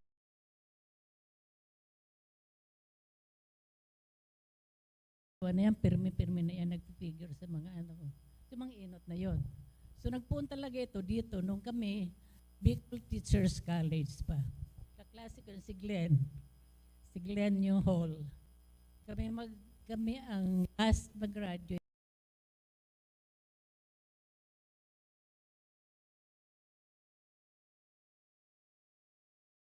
Ng BTC, Bicol University, at na-establish ang Bicol College of Education. Bicol University College of Education. Digdi man ako inot na nagtrabaho sa BU College of Education sa Office of the Dean after graduation. Binayaan ko sa pagturo. Kaya ako nagturo ng Eloy. 2 bulan sana ako nagturo. Duman sa assignment ko kaya ito, doon sa slope kang Mayon Volcano. Ayun. Ano? Si Sisindo nakaabot pa kang liwayway.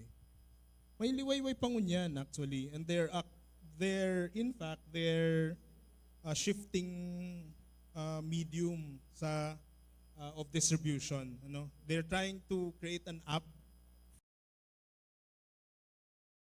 for liwayway para ma-perpetuate ninda. Tapos syempre nalulugi ang print and they have to adjust. But until now, Filipino writers, young and not so young, are still there. No? So yan, di ba sabi nga ni Manay Merlitz, the liwayway actually taught us the language. No, not just the stories. Yan. Okay, skip okay Ma'am Dudes, Manay Lenny ako.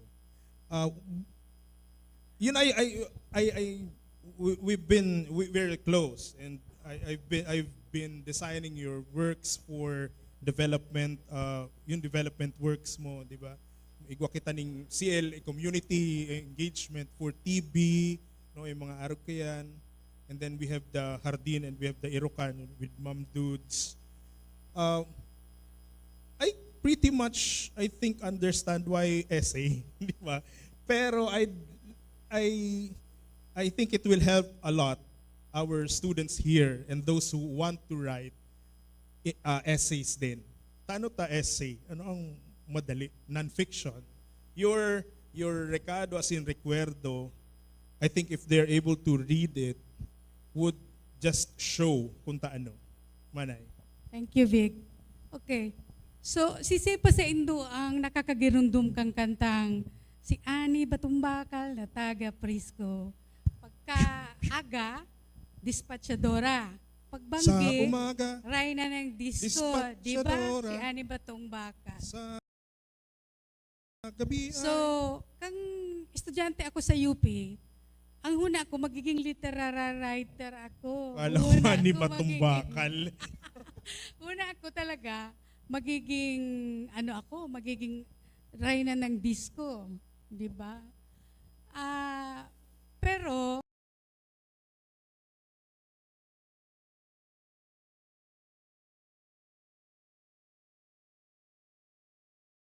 pagkatapos sa UP, naging technical writer ako. So, I write grant proposals for international organizations, for countries on HIV, on TB, on malaria. I write, as Vic said, I've been writing books for international organizations on community engagement and community-led monitoring. So that is my being a dispatchadora. That is Ani Batungbakal's day job. Now,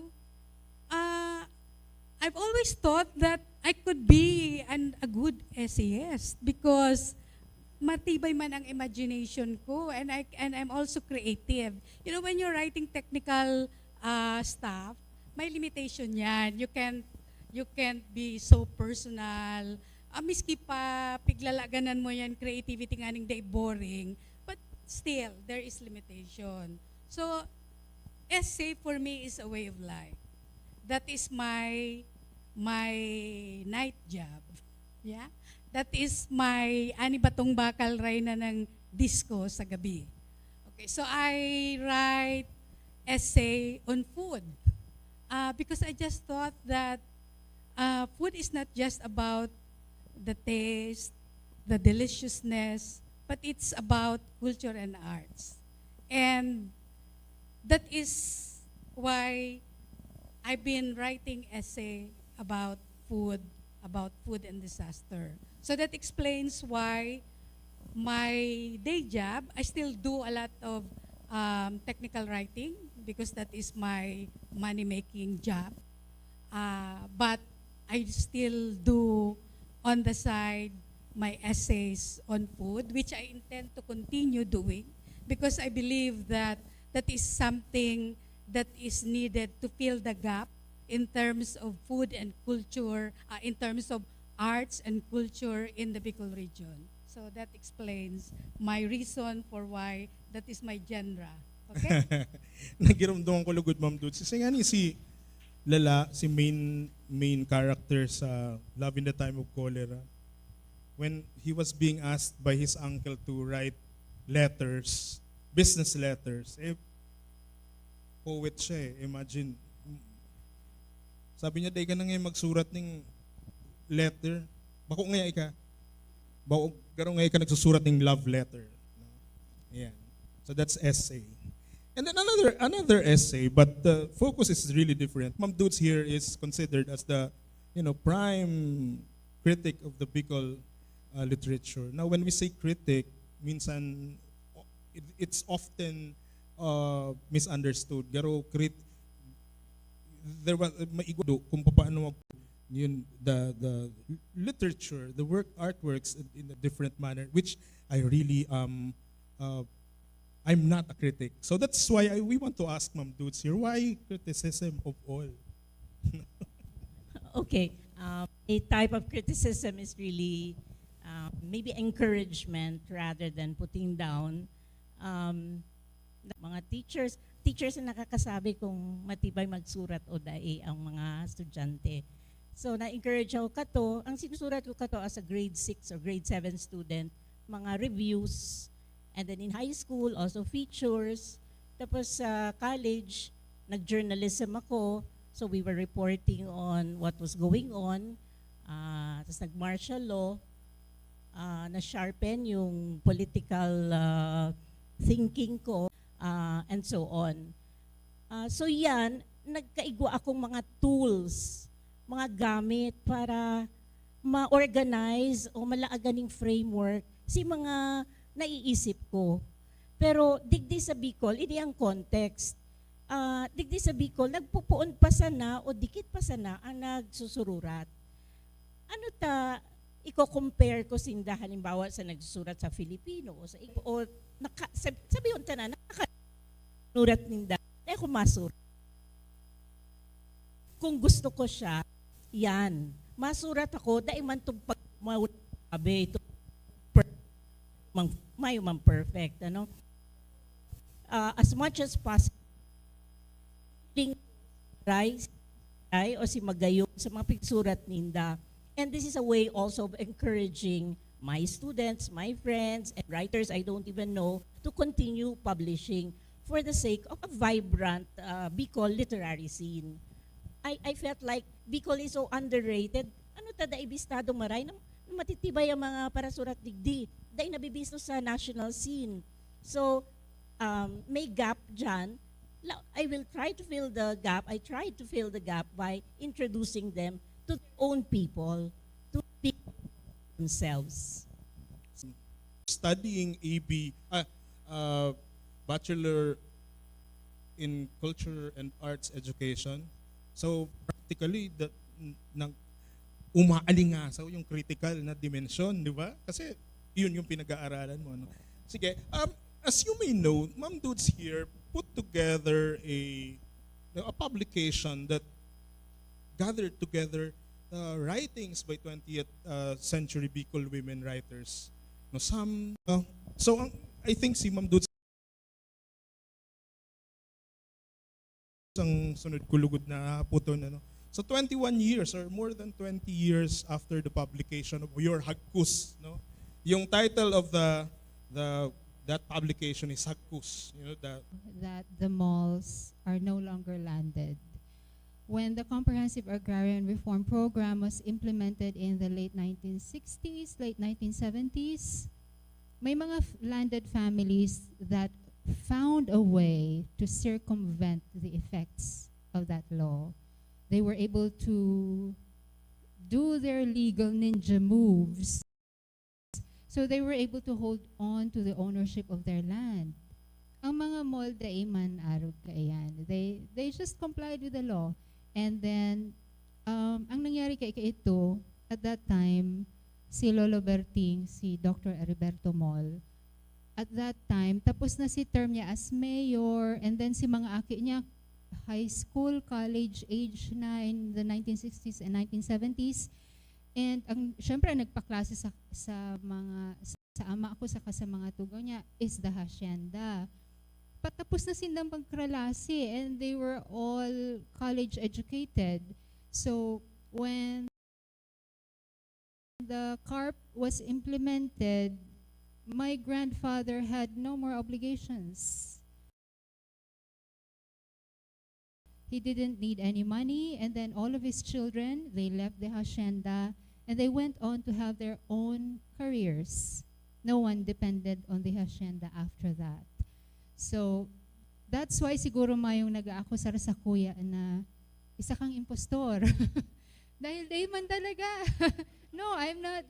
Mayo ng hacienda. We don't have that anymore. Pero thank you for bringing up that subject position because I think it places me in a peculiar position because we were once that, but we no longer are by choice. So, igwang kadikit na ascendancy. I don't know if it's moral ascendancy, pero siguro legal ascendancy because we did not break any laws.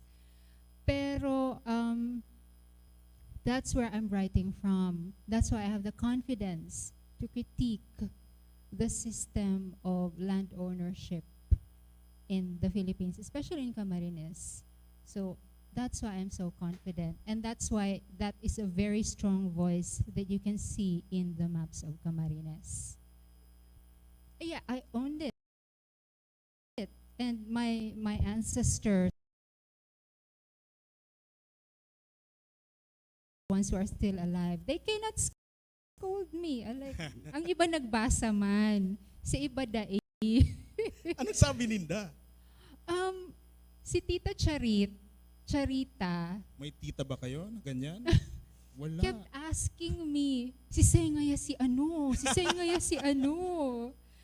Sabi ko, sa iba kaya, sa totoo lang, pigsurubli ko man sa na mga pangaran. Like, the Ines in the novel is the 14-year-old girl na tomboyish. Pero the Ines in real life is the complete opposite of Ines in the novel. So clearly, sinubli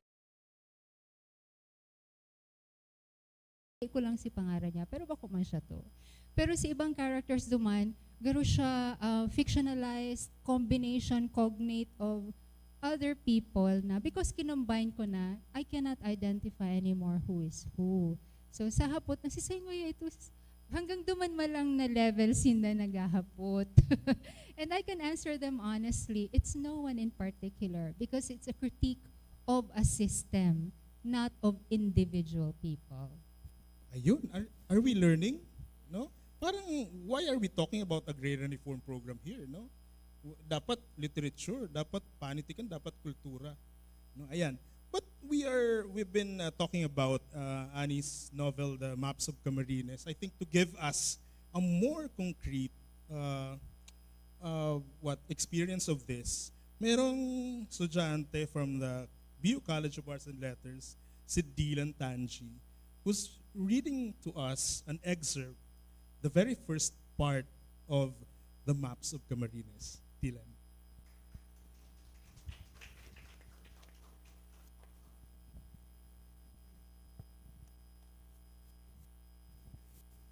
Hello.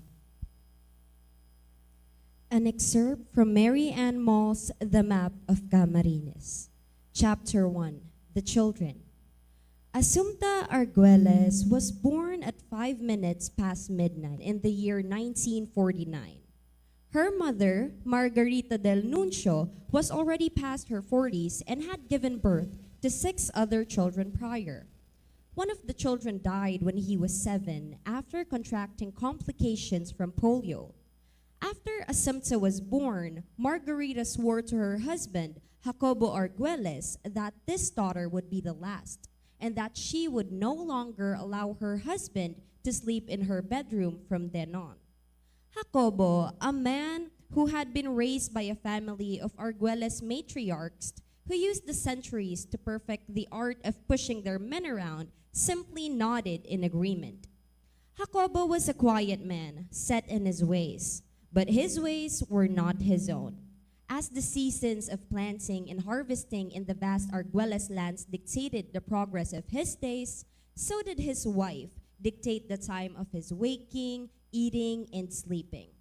When she prohibited him from sleeping in her bedroom, he did not tell her that he preferred to sleep alone in his own bedroom and that he never really liked sleeping in her bedroom when he was required to. He had actually always preferred, since the beginning of their marriage, to lull himself to sleep in his own bed while reading novels, rather than allow himself to be lulled to sleep by his wife in bed, complaining about the latest antics of the servants.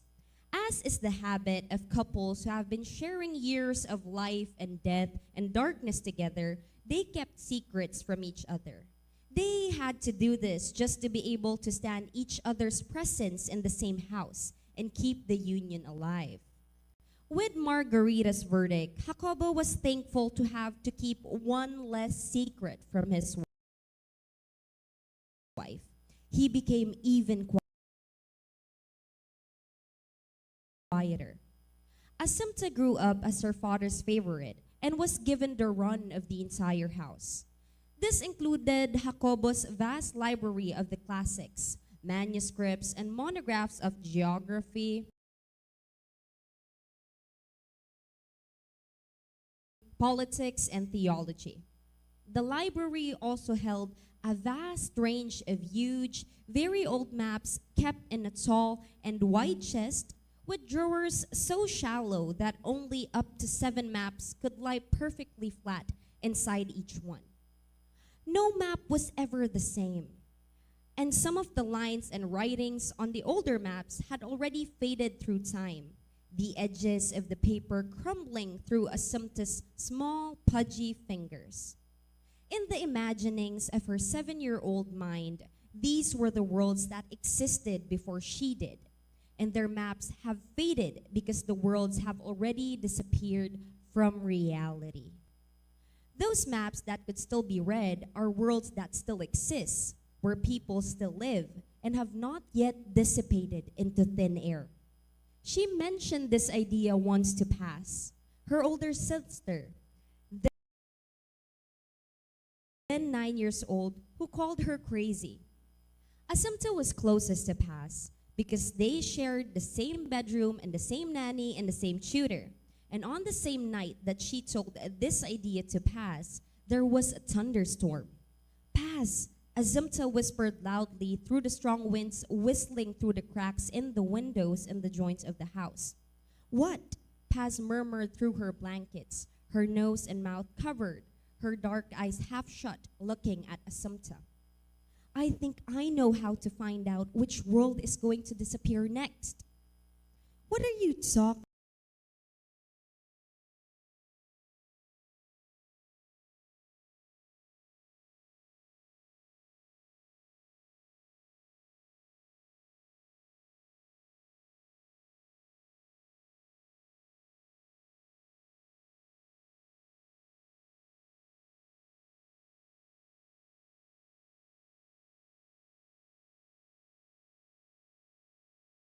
about? Paz's half-shut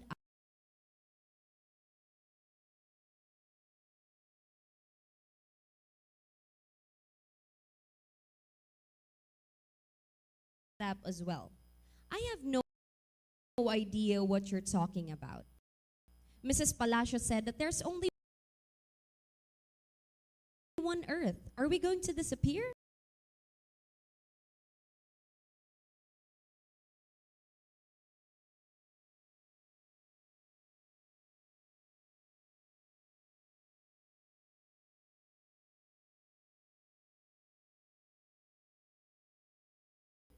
No, there's not just us. There are other worlds, Assumpta said, gesticulating with her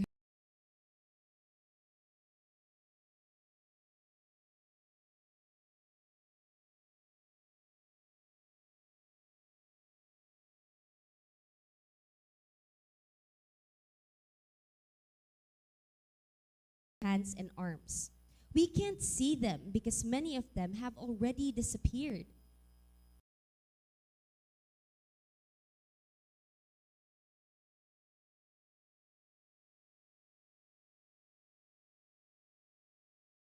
Then, dissatisfied with her gesticulation, she stood up and used her entire body to demonstrate to Paz what she was trying to explain. When a world is created, a map of it is made. And when the map fades away, so that's world and all the people who live in it. Assumpta swept her arms dramatically towards the window and the wet darkness beyond it. They no longer exist. They're just gone. She even paused before saying the final word with an ominous tone. That's just crazy, Paz coughed. If you tell Mrs. Palacio that, she will just think that you're crazy too. Better keep it a secret. and then Paz laid back in her bed, turned her back to Assumpta, hid under her blankets once more, and fell silent. Assumpta lay awake for some time after that, thinking through her theory, while the rain fell in torrents outside. She wondered about the people in those worlds and how they disappeared. Did they just fall asleep and fade into the air? What about their houses? Did they just fade away like the lines on the maps faded away? Did they burn to the ground? Did the trees sink into the deep soil of the forests? She wondered about these other worlds, which, by all the capabilities of her faculties, were real for a time, until she grew up and discovered that things were not that simple.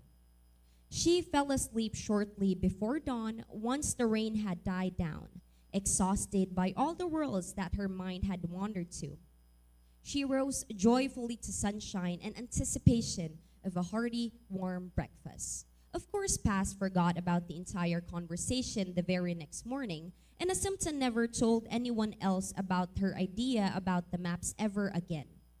And that was how, at 7 years old, at the birth of her very first secret, Assumpta was inducted into the Arguelles' long-standing family tenet that secrets were necessary for life and for the world to go on as destined. And just like all the other 7-year-old girls who believe they have uncovered a profound secret, Assumpta secretly persevered in her exploration of the maps and the other papers in Jacobo's library. She was just learning how to read long words, and strange-looking handwriting was barely decipherable to her. Nevertheless, she still persisted in studying the maps, noticing the dates, those at least she could make out, and the differences in the territorial lines, the shifts, the seams in between certain land masses. She could not read all of them yet because the old style of the print writing ended in upstrokes that she was not accustomed to. However, she took notice of the names of the places that she could read and perceived several changes in the names. She was, of course, too young to understand the strategic implications of these, nor could she read the names of the owners written in ancient cursive on some maps that would have shed light on everything she found mysterious about the entire matter. She had a secret and she was free to pursue it. So she did, but told no one else, not even Paz this time. 7-year-old Assumpta ponderously put her secret in the safest place possible, in her heart. She swore to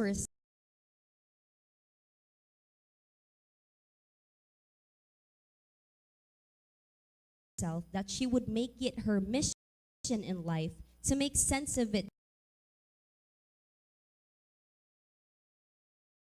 someday, while continuing to roam the rooms and halls of the great house and study the stories that the lines on the maps seemed to tell her.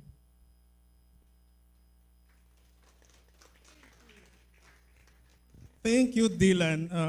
Annie, pag kailangan na ng Penguin Southeast Asia ng audiobook, you know what to do. Yeah. Thank you. That was a wonderful reading. No? So, your stories are simply not retelling of the travails of the mestizos of Bicol. No? As you said earlier, hindi naman landed na yung mga mall, hindi na nagbago na. No? So they're honest critiques, as you said, of the social classes, critiques of the landed. How do you see your works in the social history of Camarines Sur?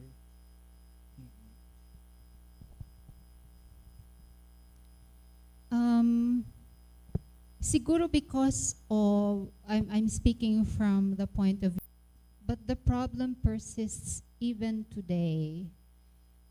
So we haven't solved that problem. In the history siguro of Camarines Sur, perhaps I will be that one very persistent na makulito na maray na nagpaparasabi, you have to look into this system because one of Tigaon is one of the poorest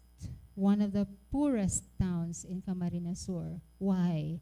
Because of the unequal distribution of wealth, because of the really solved. The situation has changed, pero masyado na nakinabang ang mga tao na nasa loob ng sistema. If ever, my novel will not solve the problem.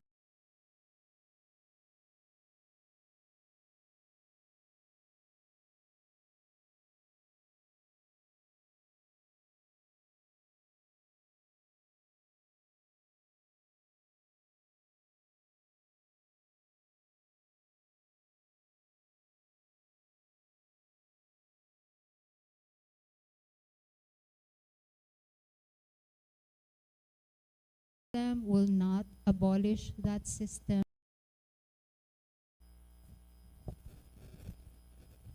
Ang pagsulat ko kaya sa English, actually no. Kasi I can reach a wider audience when writing in English. And ito kayang, for a while there was a debate na why are we using the language of the colonizer? Haloy na yan na debunk ni Dr. Hemino Abad. We have already co-opted English to be our own. Parang it's like our way of turning the tables on our colonizer. You taught us your language in order to control us. Now you're no longer here. We're using your language you gave us to call you out. And the systems that you left us, that we were never really able to recover from. Pero personally, sa totoo lang, I have to admit, maluyahon talaga ako mag-Bicol, maluyahon ako mag-Tagalog. Miski sa I try to read novels written in Tagalog.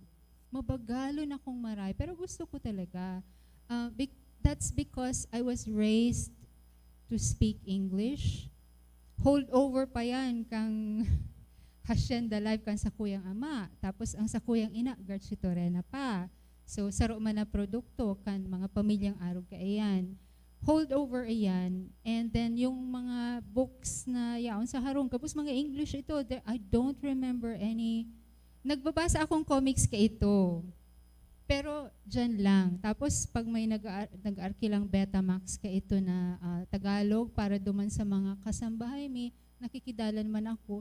That's how I learned different languages, or specifically Tagalog. Pero sa harong, I was taught to speak English from a very young age. At first, I thought it was parang a weakness. Pero yun na nga, isn't it a way to reach more readers? And di ba pag writer ka, ang goal ta is to be read by as many people as possible. I will not be dependent on people translating my work into English. I can do that myself and reach a worldwide audience. Ang problema ko na ngunyan, how to translate back to the local languages. And I'm glad na ang translation work, translated works ngunyan, namamayagpag na talaga sila. So, the door is always open. Pero itong, to answer your question about English, it was never really a problem because my vision has always been going outwards when it comes to my writing. I think also regarding language, just talking to you about just being honest, di ba? Why force ourselves to write in Bicol? If we, parang ako, I personally don't write in Filipino, in Tagalog. Kaya ko, pero yung pampanitikan, kasi pagkausap nyo ako in Tagalog, sasabihin nyo, bakit parang yung dila mo Pilipit? So my way of writing Filipino is to Pilipit. I live in Manila now, and sometimes, ang mga kausap ko mga Tagalog, minsan sinasabi nila, Vic, nagbibicol ka. I don't know, because I'm thinking in Bicol, di ba? So the heart, I think, and soul of it is just being honest. Yung language na nasa isip ko ay Bicol, but I'm in Manila. So, but I have to live with it. I have to, di ba? Kailangan kong itawid, no? Itawid yung wika. Ayan. So kung mapapansin nyo, nagtumatawid ako from one of our guests to another. Sometimes yung mga questions ay hindi related, tulad ngayon, no? So Manay Lenny, you're a well-traveled individual. You're a well-traveled person, no? You have a lot of development works from here and there. Sometimes pag mga chismisan nating mga dalawang oras, pinapag-uusapan natin mga 5 hanggang 6 na bansa. What can we learn from other countries in terms of culture and art, as far as your experience are concerned? And their language will come in. Yes, yun nga eh. Because Actually, nahuli mo. Unlike us, they start with their own language. That's why the identification itself, madaling maka-identify. Like for example,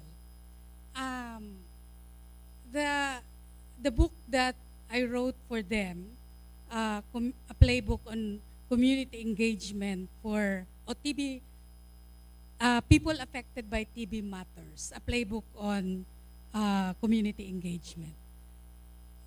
It was written in English, and Vic was the designer of that. I was the author. But it is now translated in Mongolian, in Nepali, in Hindi, in Khmer, in it's already like in 5 languages. So why are they translating it in their own language? It's because they can better identify in their own language. Okay? So not saying that we can't identify with English. I'm not disagreeing with whatever we are comfortable. So Vic is asking. So that's my first take. Language is very important in terms of learning about arts and culture. When I went to Uganda for work, I was surprised. The Uganda National Museum has a room for Idi Amin. And I was so angry. What the hell? Why is it that this museum has Idi Amin, who butchered a lot of Ugandans and other people? And so they explained to me, kailangan, kaipuhan, igwa dyaning Idi Amin so that people will know. They will remember what he did. And that people, especially the new generation, will know who Idi Amin is in terms of the country. So it's part of the museum. There are paintings about him, there are works about him, not to glorify Idi Amin, but rather to help people talk about their country, their culture. That's one learning. In Bhutan, their National Museum used to be the fortress, used to be the watchtower for the Zong capital in Paro. Dati siyang arog-kaiyan. Dating, kumbaga yaon dyan si mga soldados, pigbabantayan ninda ang mga Tibetans, nganing dai atakihon ang mga Bhutanese. Now it is a national museum with all, and it's a young museum actually. It's only been established in 1968. So they converted that into a museum, which is now a center for arts and culture identification of the people of Bhutanese. So what I'm learning in many countries that I've been visiting is that a jail, for example, a provincial jail, converting it into a museum is not an issue at all. It's not a problem because it is a structure with a history, with a legacy, and that you can convert that into a museum, right? So what about food? The first thing that I look for, there are 5 things that I look for in a country. First, I go to the local market. Not only to shop, but also to know what are the products, how are they packaging. So that's why I'm always disappointed with the way we have our trade fair, the way we package our goods. And the second is the conversation in the market. And then that they do not speak your English language, they do not speak but you can understand, you can buy. And you can also make tawad. And the Filipinos are very popular for being paratawad. Okay? The second that it's a must. I should go to the museum so that I can learn. I should go to the botanical garden. I should go to the national parks. I should look at the governance structure. So these are what my learnings are. And in terms of arts and culture, I am in Bhutan, for example, I am sad and happy at the same time that all the trees are registered. Nakarehistro ang mga kahoy, the names, the date of birth of the trees, kasuuri niyan, pigpig taranom, and not because they are not allowed to cut, but because they are part of the life of the Bhutanese people. Are trees part of our life? No. Because trees are also part of their arts and culture. That's what I'm learning about the way I travel. So they can cut trees, 18 trees. One household can cut trees, but you have to get the permit and you have to plant. If you're building a house, you can cut 18 trees for your house. You're allowed to do that, but you have to replace it. So traveling is not only about having a very beautiful pictures for Facebook or Instagram or trying, but it's also about learning so that we can share.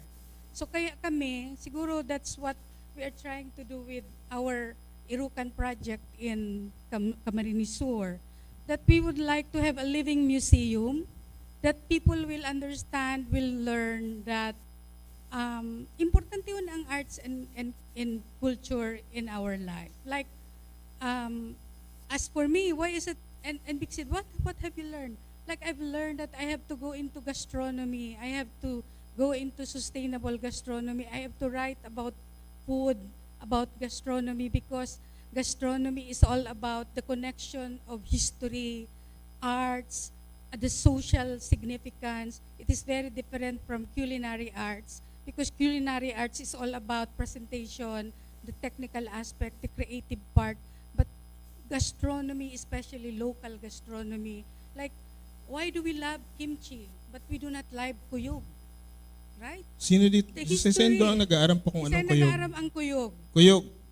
Yeah. Kuyog. So, di ba? Ayan, nagwa pa. Arbiskuta ang kuyog. So, ang mga Koreano baga, kimchi is all about food in time of cold and harsh winter. But they prepare it in such a way that it is a collective undertaking of a society with all the arts and drama. So, taano ta data arugong kayan ang kuyog? Why is it that kuyog is always identified as a poor man's food? Where in fact, it is a disaster food. When you don't have anything, if you have kuyog, you will survive. Yeah? So that is big. That is what I am learning, that arts and culture for in my genre, in food writing, in gastronomy, it should be embedded, and it is, and Vic is always complaining, why is it that the Ilonggo is considered as the food capital in the Philippines, where in fact the Bicolanos have more. We have in our palate, like for example, there are so many things in our garden. Now I have my pansit-pansitan salad with truffle oil dressing. Yeah? So there's so many things in our nadaita pinapangatamanan. So I hope that the Bicol arts and culture will consider food gastronomy as part of an important aspect of your curriculum in terms of embedding the Bicolano culture. You know, in Masbate, they have a culture there where nagluluto sindang dinuguan. There is one community, one person, he would cook dinuguan na baka, and the whole community would eat on that because it is very cultural for them. It is a collective undertaking. We have already lost that kind of culture in our society, which other countries are still practicing. Yeah, so that is my answer to your question about what I'm learning about. Adilantado, no? May tulo akong question. Sinirimbag niya, dahil pa man hinahapot. Na? So arog lang kaya talaga kaya ng plano mo niya nahapon magchirismisa. Bio, can I have a sample of Manay Lenny's book? One? Igo kita. Ayan, can we show them? This is Ricardo as in Recuerdo. Ano? Let me show this because this is a collaborative book. Woods is my editor, and she also wrote the introduction. Vic is the designer of this book. So Ricardo as in Recuerdo is your it's like in English, it's like your spices and memories. So one question there is, why do we write from memory? You know, because memory is a powerful tool for writing. We should never forget. Even as Marian is saying a while ago about the issues about the system, the issue about the landlord, inequitable distribution, we should always go back to our memory about why these things are happening. So, Ricardo as in Recuerdo is about memory. This is dedicated to my mother. This is all about her cooking. But this is not a recipe book per se. This is a story book about typhoon food. So what are the typhoon food that we have? Like, why is it that even if there is typhoon, we do not waste food? Like, during typhoon, we gather, we forage the bananas that fell on the ground para magkaigok kitang ano na po pinakro. Kukuruan nun ta bago pa man magyug bagbagyo, gurunoon ta na si mga puso kan batag. Oh, I remember Merlinda Bubis, her banana heart summer. Tanganing igwa kitang rulutuon ta kun haloy baga ang baha, igwa kitang nakatagong mga kakanon. So, but this book is not only about the recipes about how to cook the ginutaan na pusong batag. These are very simple. These are very simple recipes which any one of you can cook. Nothing spectacular. But the point here is this tries to reach out to young people, to children who have already forgotten how delicious home-cooked food is. Na mas masiram ang luto ni nanay kesa kang luto sa Jollibee. Bakong iyo. Mas masiram ang pansit ni nanay kesa kang mga spaghetti dakulon hotdog sa ibabaw. Iyo. So once in a while I also eat that. Iyo. Pero the point there is, have you ever asked your children, your grandchildren, kung ano man ang pinakapaborito nindang pigluto kang sa indang ina, kang sa indang ama, kang sa indang mga tugang? And sometimes they don't even have memories anymore about home-cooked food because they're so used already to fast food. But the home-cooked food is closely related to sustainable gastronomy. And sustainable gastronomy is also about fighting the system. It is also about trying to help the farmers, which is related to your issue about system, landlord. It is about helping the local fisher folks, the local farmers, so that we buy our products from them, right? So yung my writing of food and gastronomy is about addressing the issue of food insecurity. It is about trying to march our young people to food security. So that is why I'm writing about food. That's why I'm trying to look for the old recipes which our grandmothers used to cook, which they would just forage in the garden, they would plant and they would cook. So that is my genre, and that this is the reason. This is not just a book about recipes, but it is also a dedication to my mother, who I think is all of us have. Our mothers are great, but I think my mother is the greatest for me, because she let me remember. She only finished elementary education, she did not write any recipes. So I had to rely on the memory of my siblings, the memory of my cousins, the memory of my nieces. So Vic's first question, why is memory important? Because memory is a powerful tool for any writer. We have to go back to our memory. Okay? Sinimpag nagabos. Ang hinapot ko, subago, you are well-traveled because of your development work. That's actually question number 6. Oh. Tapos nagkapot sa naman ako, sinimpag 1, 2, 3, 4, 5. No? But I think there's something that we actually miss. We've been talking about Ricardo as in recuerdo. No? Let's listen to its content, no? Some of its content. Let's welcome Charles Sidney Banyes Buse, student. Babasahon sa tuya an excerpt kan Ricardo as in recuerdo.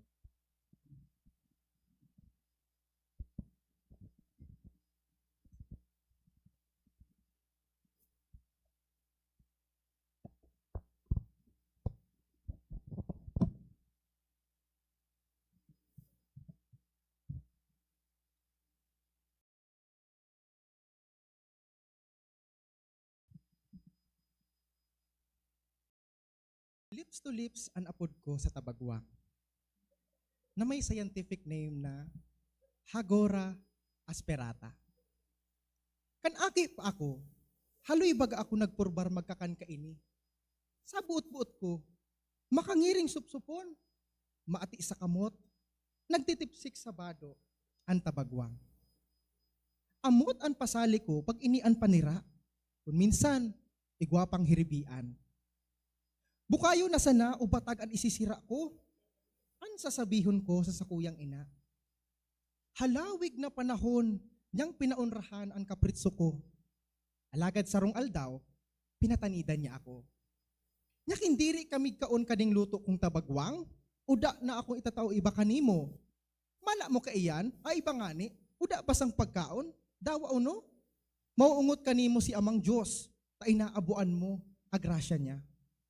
Sa nervyos ko na magutom, asin maldisyonon kan Diyos, sinupsup ko ang sarong Tabagwang.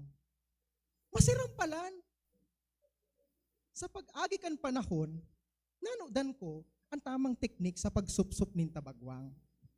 Siring ng God sa pagkanood ko kung paanoan French kiss, Eskimo kiss, icy kiss, asin iba pa. Bahala naman kamong maghuna-huna kung ano pa man ang ibang nanudan ko. Garo ka man sana nakikihadukan pag nagkakakan ka nin Tabagwang. Maski napapaso-paso sa init ang dila, masiram supsupon ang nguso kan Tabagwang. Masiram supsupon ang nguso kan Tabagwang. Kaipuhan biglaan ang pagsupsup, tanganing makuatuloso, ang magatok, ang matagok na laman. Dai maipaliwanag ang naagom kan Tabagwang, nasiring sa siram, kan magirok na hadok. Makukua sa malinig na salog ang Tabagwang. Sabi kan amiga kong parasira na taga si Roma, nagpipirmi ang Tabagwang sa hararom na tubig. Alagad nagsusugok, dangan nagaugbon sa hababaw na parte kan salog. Kung takula na, pwede nang kakanon ang Tabagwang. Kinokolekta sinda sa ibabaw kan baybay sa tubig na may rarom abot takyag.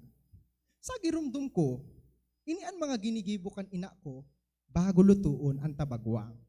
Inot, babadon sa balde o planggana ang Tabagwang. Asin pato nga bon sa laog nin tulong aldaw. Kada aga, sanglian ang tubig.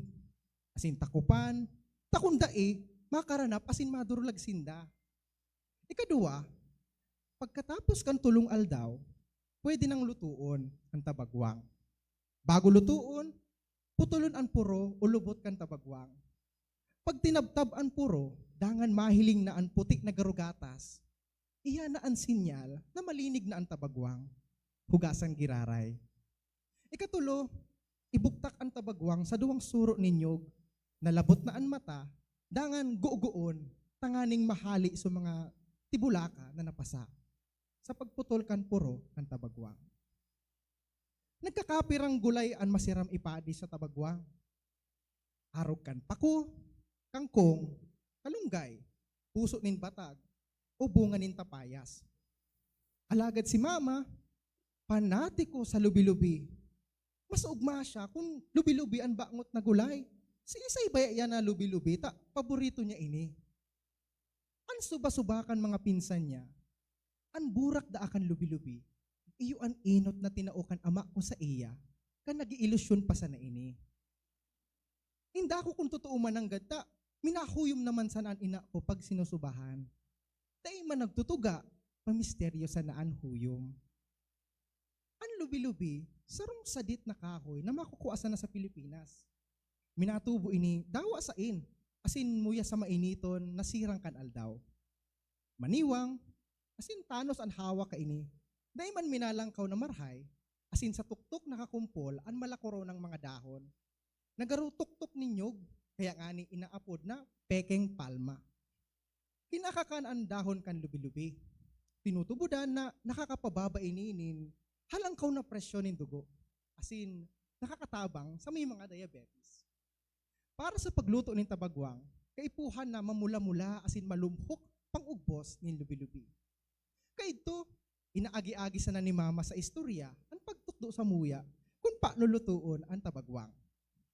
Iyan ang kini, mga igin. Ausad-aot sa bakatabagwang, pwede na sa darawa katawo. Pero kindakol amig kaon, kay puhan na rugangan. Dukdukon a darawang ngipon kabawang, girison a usad a sibulyas, dukdukon kinpino a usad a gamuro kaluya. Pugaon anyog sa darawang tasa sa liputok na gata. Dukdukon a 5 pidasong siling na buyo, ag kiniton a usad abugkos kin lubi-lubi. Kin preparado na nga min na rekado, isuknad na akawali, butangan sa gatikot na lana. Pangala, gisawon sa luog kausad minuto ang mga rekado.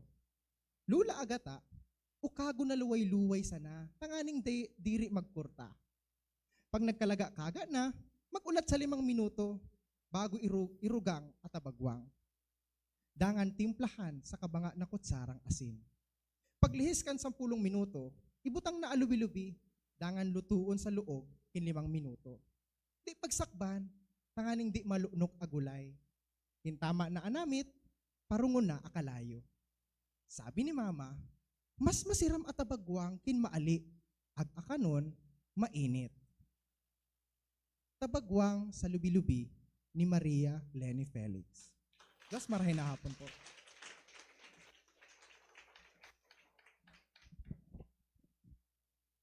Grabe, ano? I mean, the intensity of this one cookbook written creatively in 2 languages, written by a Bicolano with a different dialect, di ba? I mean, saan ka makakuha ko yun sa Pilipinas, di ba? The reading of Charles actually gave it a different character. Diba? Because it was written in Bicol Central na Naga, because Bicol Legazpi is also Bicol Central, diba? Tapos iba yung character, and then may ringkunada pa na binabasa ng taga Legazpi. Iba po ng character, no? Wow. Let's give ourselves a round of applause. You know? And we are indeed blessed as a region. Diba? Bachelor of Culture and Arts Education, so you mean you're also familiar with mapping, you know? Mga cultural mapping here and there. We look for the heritage sites in a place or what are the languages spoken, no? Kadakulong kitang yaman, ano? Kadakulong kitang yaman. Alakad ang kadaklan so sa tuyang mga parasurat yaman yaon sa harong, no? Kung kaya sinda nagiging parasurat, halimbawa for example ako, I think the call for me to write started within our home, having a mother who's a teacher. Nagpaparadarahan ako ng mga libro. Nanday man lamang ako hinapot kung gusto ko o dai, no? Pero ito si Kapinunan. Yan. And then I was moved to write poetry. Sabi ni Manay Merlit Subago, pinili niya da sa poetry, tapos haralipot sana. Actually, I think I've been confronting myself, Manay Merlit, kang tinara mo iyan na siguro yan, sabi ko, para deny ko sa sadiri ko na reason kung ta poetry man ang inano ko, ang pinili. Maybe because the universality of themes of poetry written in such short and carefully picked words. Diba? Garo yaon duman sa challenge sa kuya. Like for example, you said, daiman ngaya, bako ngaya sulab ang pagsusurat ko. In fact, ako, daiman, pag inahapot ako ng mga amigo ko, na nagsusurat nga pa dining itong mga poems about love, I think the pagpadangat is in pagulay ni natong, but nasasakitan ako kang temang iyan. Iyan ang sarong rason. Ma-jump okay, Manay Merlitz, although I still have questions for Annie and Manay Lenny. Obviously, you come from a family where words, especially literature and arts, matter a lot. No?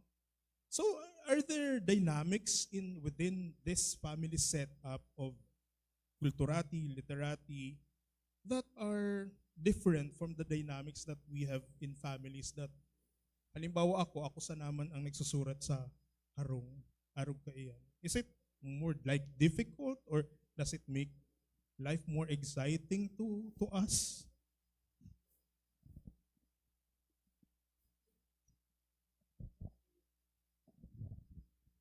Ngunyan man sana, I think it's in our particular family, the Tarimans, where we notice that the father, the mother, the daughters are also writing. Except, and all of them are also drawing. Mahilig din sa arts. Siguro nagpuan man yan sa muya sigurong pamilya. I belong to a family na may mga musicians, may fine artists, may mga makata na yung mga paratigsik sa buryungan, and all of that.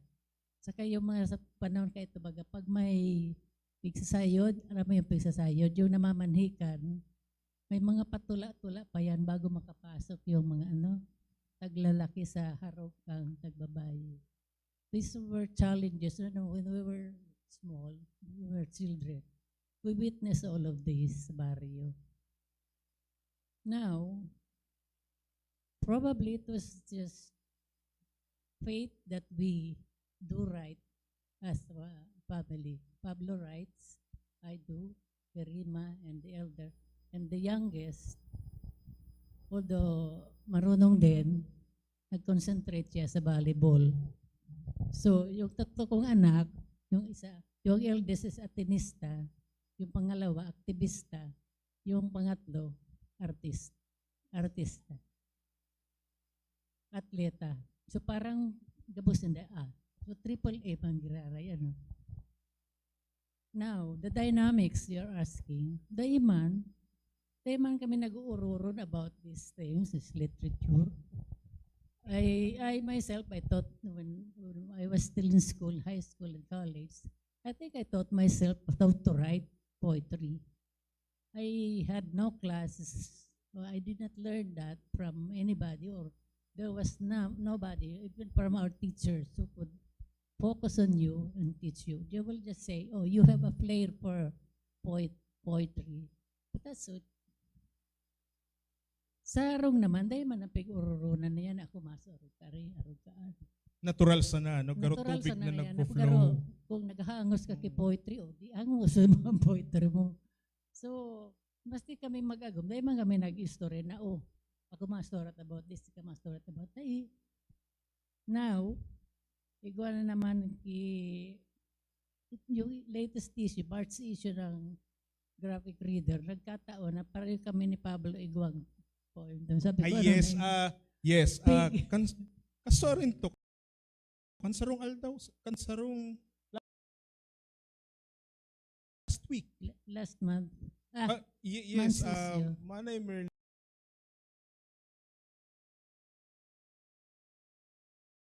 Litz and Pablo Tariman, Mr. Pablo Tariman, were given the Philippine Graphic Reader. Literarian. Sabi ko, ano na inipi, parang makasupog na. Nagabos na sa natariman na ano. Pero gusto ko nang balyuhan na naman yung pangaran ko. Ibalik ko yung dati kong byline. But anyway, I started with that. Kasi mula nung martial law, baga, focus yung magazine. So I contributed din. I was using M.M. Lorena Tariman. May naapot sa kuya. O naapot kay Pablo. Ano mo ngayon ini? Tugang mo. Ay, nako. Kaya sabi ko, maray pa isuli ko na lang, sinubli,an ko kinang pangaran. Pwede sana isuli, ano. But anyway, why do we write poetry? Siguro, nasa dugo man siguro yan. Ang nahiling ko lang, maski yung aki ko, baga, nag-creative writing yun nung high school. So, although, yung mga faculty nila doon sa National High School for the Arts, hindi ko man mailing na talagang they were being taught, talagang specific for that. Pero na-develop din niya yun. And my eldest daughter, when she was in Ateneo, nagsusurat man ito. Pero hindi siya nag-focus talaga sa writing. Iba ang interest niya. More on mga advocacies na iba. Ngayon, nag-shift siya sa Filipino Studies din siya sa Ateneo. Nung mag-master sa abroad, kinuha niya finance. So, international finance yung kinuha sa Frankfurt. Now, I think this university should emphasize, Vic, na may kurso na kamo, ituro na talaga, both Bicol University and Bicol colleges, very rich ang spaces niyo for developing poets sa inyong midst. So, I suppose, if there are faculty who can guide, or if you have courses on creative writing, ipadagos na yan. Kasi I suppose, poetry is the best medium where you can express a lot of things. Na all of your emotions can be poured in poetry. I started with writing with so much rage. I think, kasi happiness is not good for poetry. Anger is better, I suppose. So that book, which I wrote about the Pinatubo eruption, grabe ang galit ko nung panahon na yun kasi I witnessed so many sinanigans nung rehabilitation. So ang tingin ko doon sa mga ginagawa talaga, there was a line I used as mga tulisan na nakabarong. And earlier, in 1970s, when I wrote Calye Magallanes, sa Legazpi, yung Calye Magallanes dyan where our printing press was, I was working with the Bicol Chronicle then. Ang dumi-dumi doon. Yung lugar ng Bitsara, theater and other facilities, I had a line there where mongrels and men peace at noontime. Yung parang yung Legazpi City tinitingnan ko, I would like to, parang there was a line I also wrote about na, grabe ang rage ko noon, hindi ko maintindihan kung bakit dagit ko noon ako. So I used those, parang in-express ko yun duman. Later on, parang tinotone down ko na. Kasi parang, wala, why are you so angry? When everything is a love story after all, diba? Everything that we do is still love story yan. So, 1995, parang poetry writing is also a journey for me. In the 90s, I shifted to Filipino. Kasi nga, buhay na noon yung Philmag, yung mga magazine na Lario Alma. So, doon naman ako nag-contribute after focus. So, Tagalog naman. And then, sometime in the mid-90s na rin, nakita ko na yung Bicol pala, magayunon ang tanog, magayunon sa poetry yung Bicol. So I started using Bicol. Ang isa sa mga inot na sinurat ko, Ralabaon about Bicol, kalendaryo. So that kalendaryo has 12 stanzas. So kada bulan, di pa yun published. And another longer one is yung sinali mo sa hagkos mo, ako Bicol noon. So yun medyo ano rin yun, medyo nagtulbikol na, ewan ko kung nasasabutan din dito. Kasi ibang Bicol, nagsasaral mo ka ng Bicol ko na Bicol Daraga, Albay, Yumiraya, and then some So words. you are comfortable with that? Komportable ka? I mean, kasi alimbawa, di ba sa among Bicol writers in Naga, there was a time when we didn't want to mix languages. Like, ngunyan, sige, lugot, saralakon talugot. Yo. Oo. Yung pagsasaral ako na ang Daragenyo, ang Albayano, o ligas na yung Miraya, and then nagsusubli man ako na hindi sa Naga. So aram ko lamang. Kasi iba talaga pag Naga, sabi niya, upakan mo. Upakan mo yun. Ay, sa toya, upakan mo, yun ba yung ibig sabihin nun, di ba? Ang salag sa amuya, tendo sugok. Oo, sugok. And So, then, in the Bunay. Bunay, Oo, sa diba? Legazpi. Salag sa Daraga. And then in Daraga, Rinconada, Kamalikan. it becomes itlog for some strange reason. Yeah. Yan naman sa Diba? Kapampangan, yung itlog sa Kaebon. I think we are already Anyway. venturing here into your now, kasi nag-venture ka into translation. Oo. Ang translation naman yan, exercises na yan. Kasi nung high school, di ba, Vic? Ewan ko sa inyong high school. Panahon namin, siyempre, English lit. Yung mga pag-try ko na classic na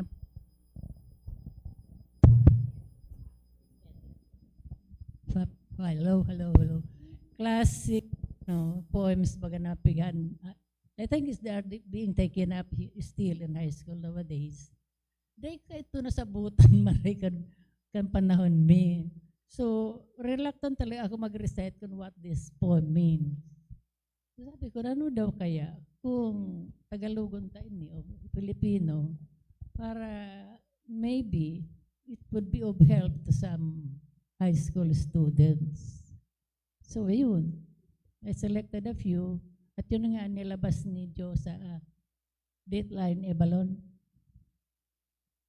So, yun yung iba nandun. May meron pang iba which will be included siguro doon sa now we're talking about that. English kasi ang pinuunan ko pagsulat. So one common thing pala sa Indong Apat is that for Ma'am Dudes, Manay Lenny and Marian, I've designed your books and I'm also designing the forthcoming Yeah. You have Manay the common Merlins, denominator. Yan. Diba? Kaya kumadagos din yung new collection. Manay Merlins, kaya nag-uulay kita, igwa kang mga sinasabi ng mga checks mo before that you shelved. Oh. Why? Dahil ko pa actually, Big, yan yung mga pagsurat ko ka ito, ng mga inot. I started also, ang inot ko na publish na poem was Labor in Industry. It's also about my mother. The hard work she exerted in raising us and sending us to school. So, yung first line noon ay, mother's hands are not sleek as clouds that hum above. Hindi ko nararamdaman sa iba. Dahil na akong kopya ka ito.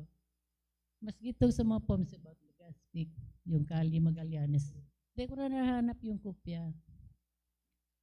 And then there was Kagsawa. Kagsawa na dagit din.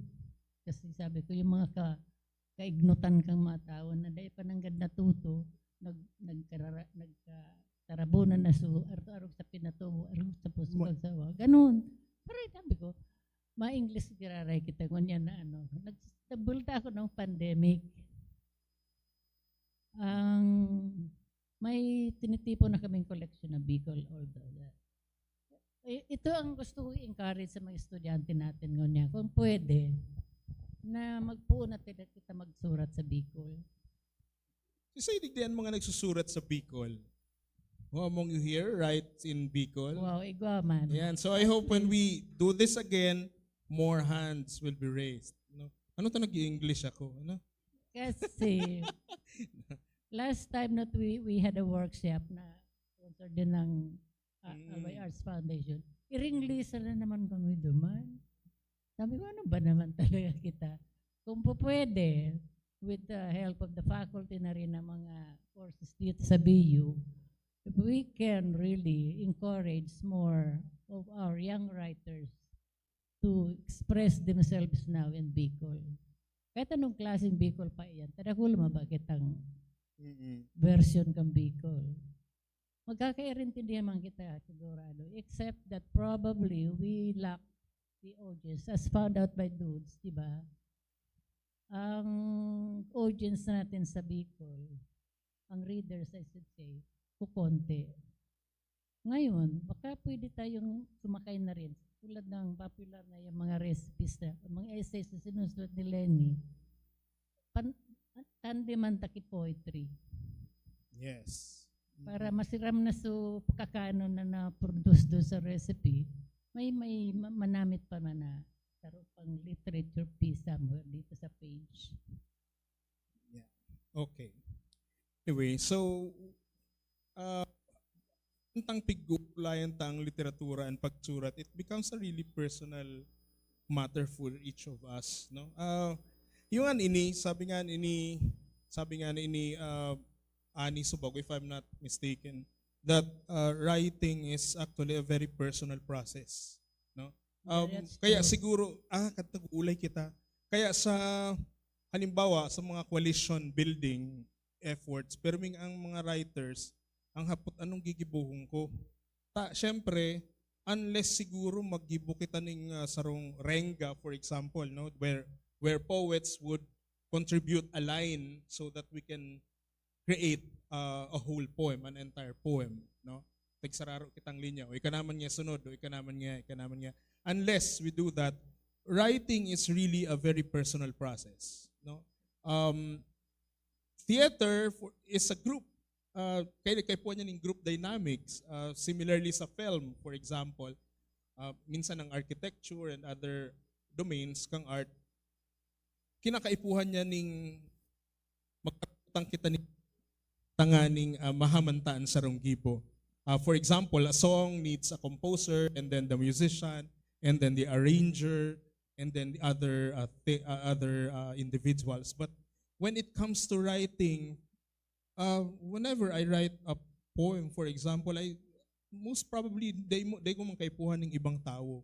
No? So it is a very personal process. No? So it is a very personal question also for Manay Merlitz, no? Because we really remember your daughter, Kerima, with utmost respect, fondness, and actually a move to always check our own social realities, no? Na ina-experience ta. So obviously, we are not as brave as she is, I think. No? How does she figure now in your life as a mother, as a poet, and most of all as a Filipino? She's always there. I consider it na palag pa rin naman siya nandyan. Hindi naman siya nawawara. Especially with her work. Ang kaibahan lang sa ginigibo ko niyan, although I am focusing on certain social realisms ngayon, o ever since siguro, ang gayon kang pigibo ni Kirima, yung kanyang ideology talaga, magayon nun yung continuity. Dahil ko magigibo ang ginibon niya. Kasi yung perspective niya talaga, mas alangkaw na mas hararong. Pati yung involvement niya talaga deep and very, very, very concerned siya doon sa lahat. Although, of course, nung aki pa yan, probably, na-influensyan na rin siya ng mga nahiling niya nung nandito siya sa Bicol. Kasi, nakahalubilo niya rin yung talaga mga common masa. At gusto ko itong trabaho ko ito sa gobyerno, di ba? Pigiba ko yan sa mga field work sa San Miguel, Bulacan with the Women of San Miguel na rural development programs ito. So nung maggubawa ng pelikula yung United Nations, kasama yung Nairobi Parliamentarian as model noon, kaya riba ko si Kirima, na-meet niya yun doon sa San Miguel. Kababayang barangay yun, ang mga projects talaga, yung pangmasa. And then, kasama ko rin siya doon sa project ni Kadante nung panahon ni Cory. He would nag-observe siya, tapos may mga pigsusurat siya. Kasi alam, yung notebooks niya noon na may mga drawings at pictures na naiwanan niya doon sa farm, dahil ko na-restore. So exposed siya sa mga ganon. The women of San Miguel, Bulacan, the farmers of Capas, Tarlac, under Cadante. Hindi ko sinasabi na because of those, probably, kaya siya na ano. Kaya lang, nasa high school pa lang siya, second year pa lang yun, may mga nag-journal sila, no? So, ang sinusulat na yun, gusto ko na mag-UP, gusto ko na mag-UP. Ilang pahina yun, gusto ko na mag-UP, gusto ko na mag-UP. Nakikita niya siguro na yun ang talagang, pinatake ko rin siya sa Ateneo ng entrance exam. Nag-take naman, pumasa naman, pero ayaw yung pumasok doon. Kasama yung ate niya, doon siya sa Diliman nag-enroll. Ang involvement ni Kirima, so deep, na hindi ko ma-measure kung gaano talaga siya naging so deeply involved doon. Kasi he served here in Bicol, sa Sorsogon, sa Catanduanes, and then sa Ilocos. Yung nangyari sa kanina, estudyante pa lang siya, immersion niya sa Ilocos. At ang Hacienda Luisita, and all of those, doon sa Negros na. Yun ang pinaka-dangerous na part, na place, I suppose. So sinasabi ko sa kanya yun, bakit doon sa malayo? Why not just here, student? Hindi naman siya sumasagot ng piho. But then going back to your question, how does it affect me ngayon? I'm trying to write more about what the themes ng kanyang sinusulat. Pero I would like to do this now in Bicol. Kasi yung ating landscape, yung ating lugar, is also that dramatic space na dito na-involve siya dito at dito siya muntik na rin mamatay, di ba? Nung, I think, before 5, 6, something mid-2000. Mahal niya ang Bicol. He has been going around the region. Thank you for Kirima, actually. This afternoon, we have covered longings, we have covered lords, we have covered yung longings na yun, nandun talaga. Mararamdaman mo. Nararamdaman ko yun, sinasabi mong longings. At yung landscapes, yan, and the love that you're talking about. Hindi mawawala. This always will be a part of me and all of in a family. And probably those people who he has touched, those lives he has touched, they will forever be there in their memory. She will be there forever. At ang kinakagala ko, at least nabigyan ako ng isang anak na bayani at martir. Bihira naman siguro yung Ulo sa pamilya namin, meron ding martir. Yung sampare na martir, Father Severino Diaz. Ay, yes. Oo. Uncle yun ng aking mother. I see. One of the 15. One of the 15 One of martyrs. the 15. Saka sa Mindanao, may mga relatives din kami na mga ganun.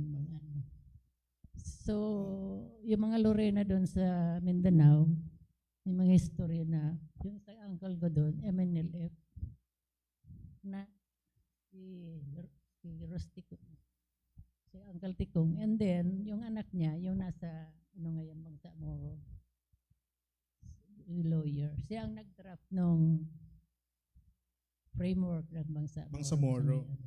So, he is an assemblyman doon. Grabe, Marami no? pa naman, siguro, pero hindi lang namin na-chronicle ko. Kaya, ang sinasabi nila, mana-mana lang yan eh. Probably. So, probably, yes. Probably so, it is. nananalaytay. But So, yeah. ang pinakamaganda sa poetry ni Kirima, malalim yun at malawak. Hindi ko kaya. If you have Kirima Tariman's poetry, ayoko kasi magpakilala kay Kirima at I'm not in the position. I think you can just search Kirima on the internet. It's all over there. She's Manay Merlitz. And she says, Manay Merlitz tells us now that, Kirima's poetry, I think there is an invitation, no? Inaanyayahan tayo na tingnan kung ano yung mga ipinakipaglaban, tingnan natin yung paninindigan, at isulong, no? Sumama tayo dun sa pagsulong ng mga katotohanan iyon, no? Ano ko, no? Sinusugarcoat ko yung pagsasalita. Pero I think that's one making this pedagogical to students. I think that's one invitation that we have this afternoon, no? Okay. I think kailangan kong putulin kasi kailangan nating makarinig ng tula ni Manay Merlitz. And we have no less than Dr. Angela Lorenzana, our former commissioner sa KWF, Commission sa Wikang Filipino para sa Bicol, Dr. Angela Lorenzana.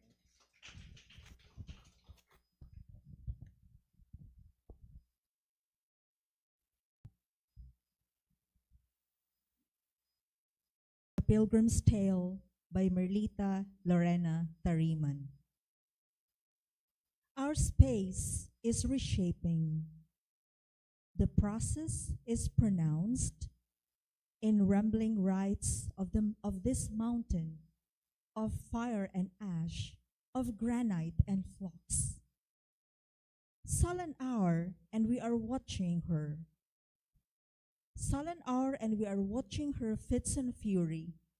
One instance, she pitches bouquets of perfect clouds against the blue of blues to stem her god's rage.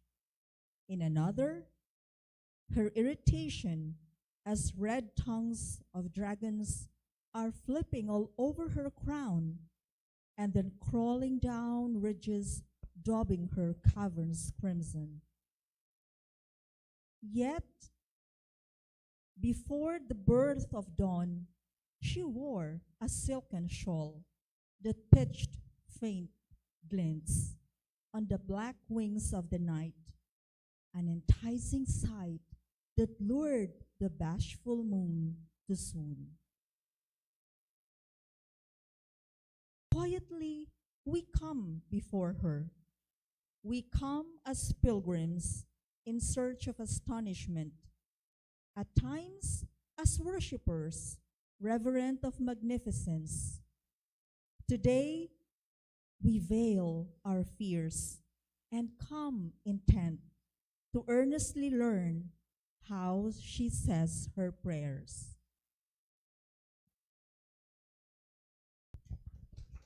Thank you, Ma'am Angie. Thank you so much.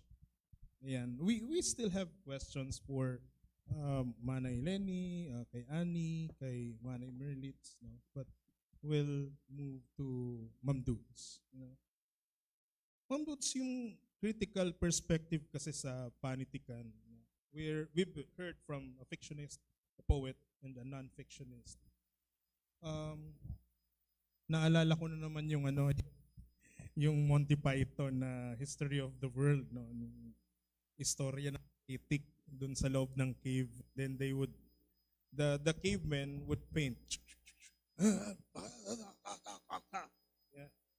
Tapos the birth of the critic. And then one stood dun sa taas ng isang batong malaki. And tiningnan niya yung painting, yung cave painting. Tapos umihi siya dun sa painting. so until now, mayroong perspective yung ibang tao na ganyan. Actually, nasagutan mo naman na, timbagan mo naman Inisubago. So why is, again, but formally, why is critical perspective important in literature? No? Generally, the creative writers would look at criticism as something we should not dwell in. Parang ako, when I was student of Josefa Shriver, kine-question ko siya, bakit ako mag-aaral nito? Gusto ko lang naman magsulat ng tula. Diba? So, why do we care about theories? No? Yet, for example, personally, I see your works as an anchor for possible movements o desisyon na kailangan kong gawin bilang isang creative. No? So, what areas of criticism should we consider more than any other? Or may ganyan ba o kailangan? Like now, for example, you are so much into eco-crit. Okay, yeah, I would say eco-criticism is one way of reading our writers, and maybe shaping a little bit their consciousness para ano kaya yun, that's part of the role of the critic. Ang mga inot na mga parasurat kaya garo love, which is not wrong, love is important in this world, pero itong garo roses and moonlight and walking along the beach, and sobrang romantic, sobrang personal na daininda nahihiling si palibot ninda. So the critic somehow has the tools to check that, hey, what is the beach like? Yan ba yung beach ng sa Luneta, itong Dolomite? So, ma-develop man. Minsan, the creative writer is too close to the work kasi personal na maray Tapos nalilingawan niya, may iba pang tao, may iba pang mga bagay dyan sa palibot na dapat hihilungan man. So, sa eco-criticism, in particular, mayo yan sa Marxist theory, mayo yan sa feminist theory, sa post-colonial theory. Iyo yan ang kaipuhan mo niyan, hilinga. This event was almost was a problem because of the heat, called off ang classes and all that. We have to be aware of what's going on, and as writers, we have to respond. Sometimes, the writer is too immersed in himself or herself or themselves na nalilingawan niya itong context na ito. So the critic will help. Yes, so I would suggest that not only for the writer to be conscious, ang masakit lang sa writer na sobrang conscious sa theories, nagiging garo nababox in siya. Ang sinasabi ko sa mga writers, just write. Let the critic do his or her work. Just write what you want to write. There's always something good in that. And then when you write about land, when you write about the trees and the rivers and the seas, does it have to be like mabayli ang mga kahoy o kaya ang mga the fish will speak up and etc. Harayo nakita dyan sa eco-criticism. It can be a poem about a kalye, no? Or it can be that 1900 play of Sari Saysay, or the ravaged land. There's a lot to say about the ravaged land sa eco-criticism. Food security. So, eco-criticism encompasses all of this. Kasi may feminist element yan. May Marxist element yan. May post-colonial element yan.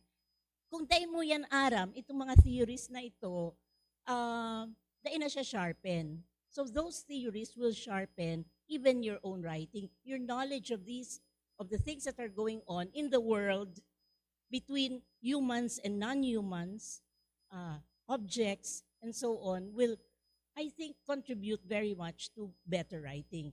Vic, I'd like to say something also about writing in Bicol. I did not grow up here in Bicol. I moved here after I got married. English kami sa Harong. English kami magtaram sa Harong. From babyhood, even our yayas were forced to speak in English. Araw kaya ng mentality ka ito. No? My mother was a teacher at grade 5, a Commonwealth period. So, colonial talaga. Sa Rupa, sinasabi ninda na ang Tagalog, ang Filipino, aram na nindo yan. Kaya dahil na nindo kaipuhan, adala niyan, ang English, foreign language. Kaya masakiton. So you have to learn it from birth, from the cradle. Pero, nagklase ako sa UP Diliman, naging aktivista ako, Filipino, importante yan. Sisa yung audience ko pala, masurat ako sa English, sisa yung kakaulayon, sisa yung mabasa sa sinusurat ko. Then, ang kaipuhan na puton, si masa, si laborers. Halimbawa na English ako dyan, tayo maninda maintindihan. And then, after that, Bicol ako. Kaya nag-adal akong Bicol. Minsan, lawi pagiraray, obviously, no? I did not grow up here. Pero, ito ang lengguwahe kang mga kairiba ko. Ano tama? Pero, I'll be isolated and then, I'm in Rome. Speak what the Romans speak. Kung araw kaya, I'm just paraphrasing. So, I learned the language and this is what I tell my students. Look, ako nga ni, ako nagdakula, digdi. Pero, totoo ako magsurat sa Bicol. Ano ka mo, taga-digdi ka mo. You are so lucky. You have this beautiful, beautiful language. Why don't you use it? Gusto ninda Ingles. Gusto ninda Filipino. Mas status, mas halangkaw pag English speaking ka. Pag Filipino ka, mas halangkaw ang level. Kaya, mas hababa pa ang hiling sa Bicol. Pero magayon na sila pag magsurat sa Bicol. Magayon sila magtaram. I envy them when they speak in Bicol. How beautiful when you express yourself in Bicol. So that's where I moved now. After doing all of this work, I've moved to writing modules para naman maadal ang mga work ninda. May module ako on one poem of Vic and one of his films.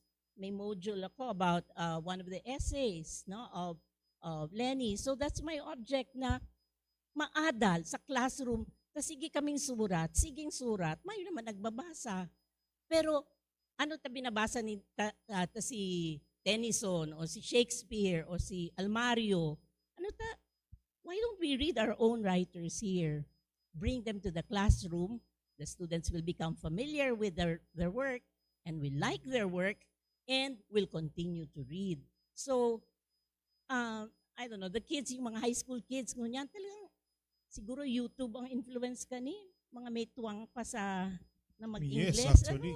Talagang aspirational ang English. Sayang naman ang Bicol kung papabayaan.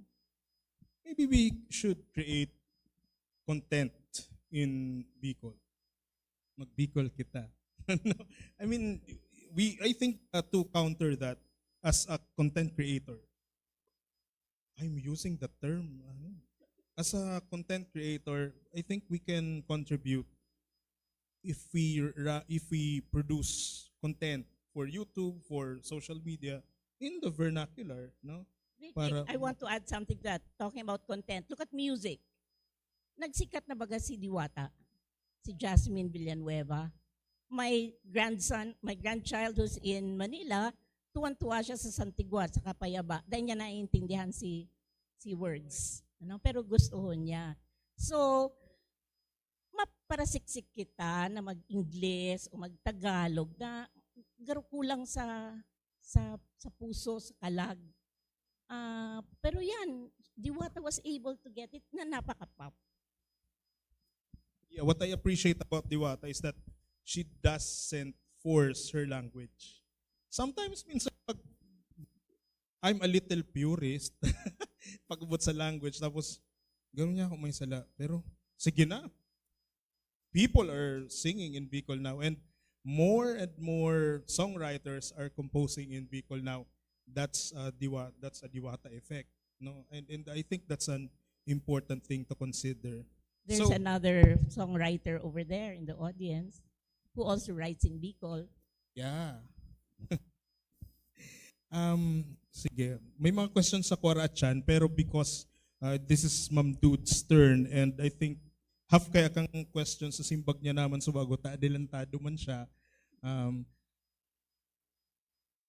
We have a surprise number for you. Actually, all the reading of excerpts are surprise. But Sining Banwa is here to sing to us a song from an Bicol environmental musical play that we staged. When was this one, dudes?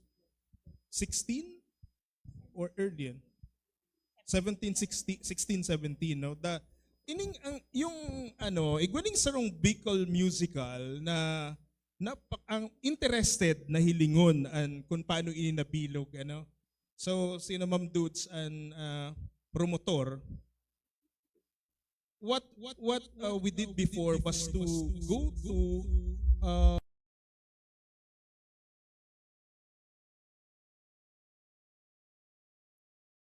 we went to Kamaligan, Libmanan, Magaraw, saan pa?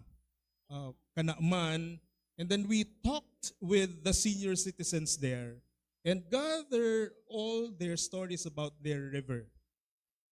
And we have this very brilliant playwright here in Legazpi by the name of Sari Saysay.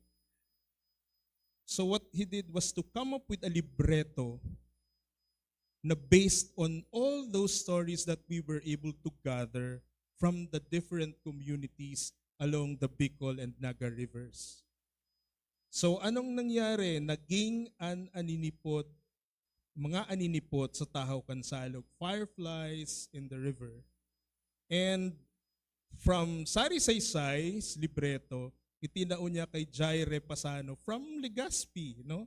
Si Jaire na day ko aram nagtuturo kayo ta duty kasubanggi sa BPO. He composed the songs of the musical. So I saw the one that you staged sa pista. But this one, the song that you're going to sing here, is composed by Joseph Riburiano, who's no longer with us in this earth. So he also arranged the songs in the musical.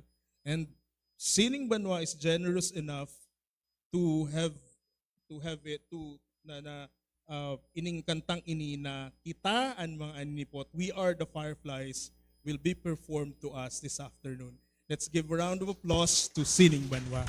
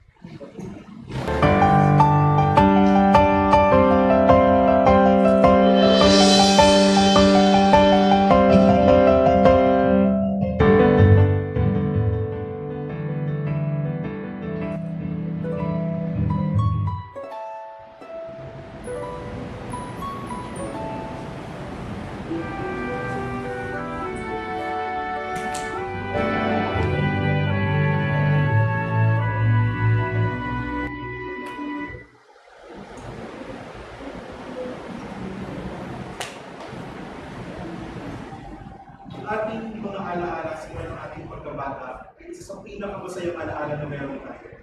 Wow! Medyo pa! Ano? Bakit hindi mo matanda ang mga isda? Sige nga, bakit? Kasi hindi sila naglutubuan ng uban. mo? Ang Bicol River ay bahagi ng ating mga kwento, alaala, at mga alaala at ating mga kultura bilang mga Bicolano. Noong 2017, unang itananghal ang mga nilibot sa Tahaw Kansalog, isang produksyon ng Sumarong sa Salog. Sa itong tula na tumatak sa kamalayan ng ating reliyon. Hindi lang dahil sa taglay nito ng Masiya, kundi dahil sa pamilya ni Pumingid, mga kalapit na Tuwa, Kirot, at Niti.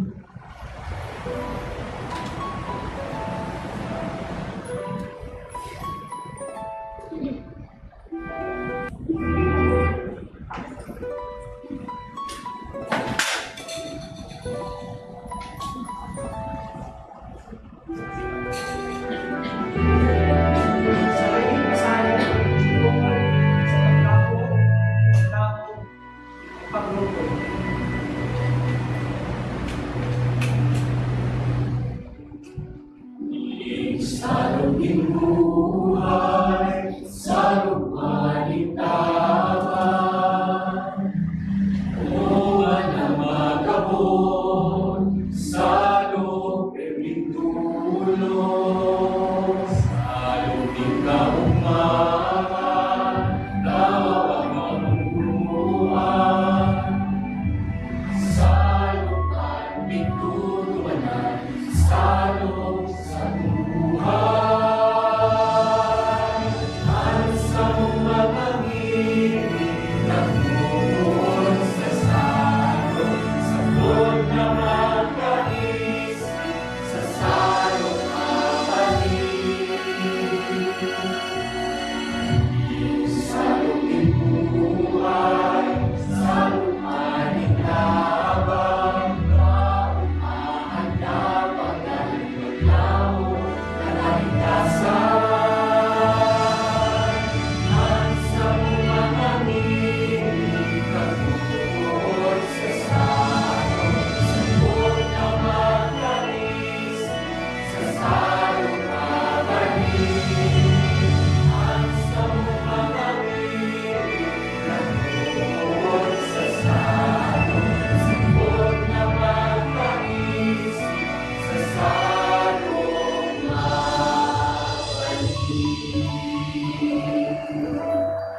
At ang Quezon Regional ay nagpapalitan ng bibinig ng pista.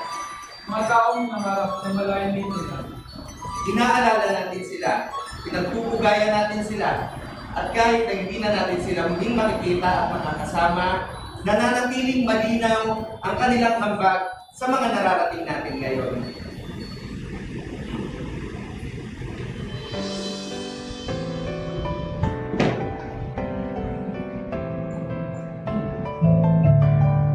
Patuloy kaming magpupugay, padayon kaming batang pagpumaw. Ang sa itong istorya, i-istorya mo man.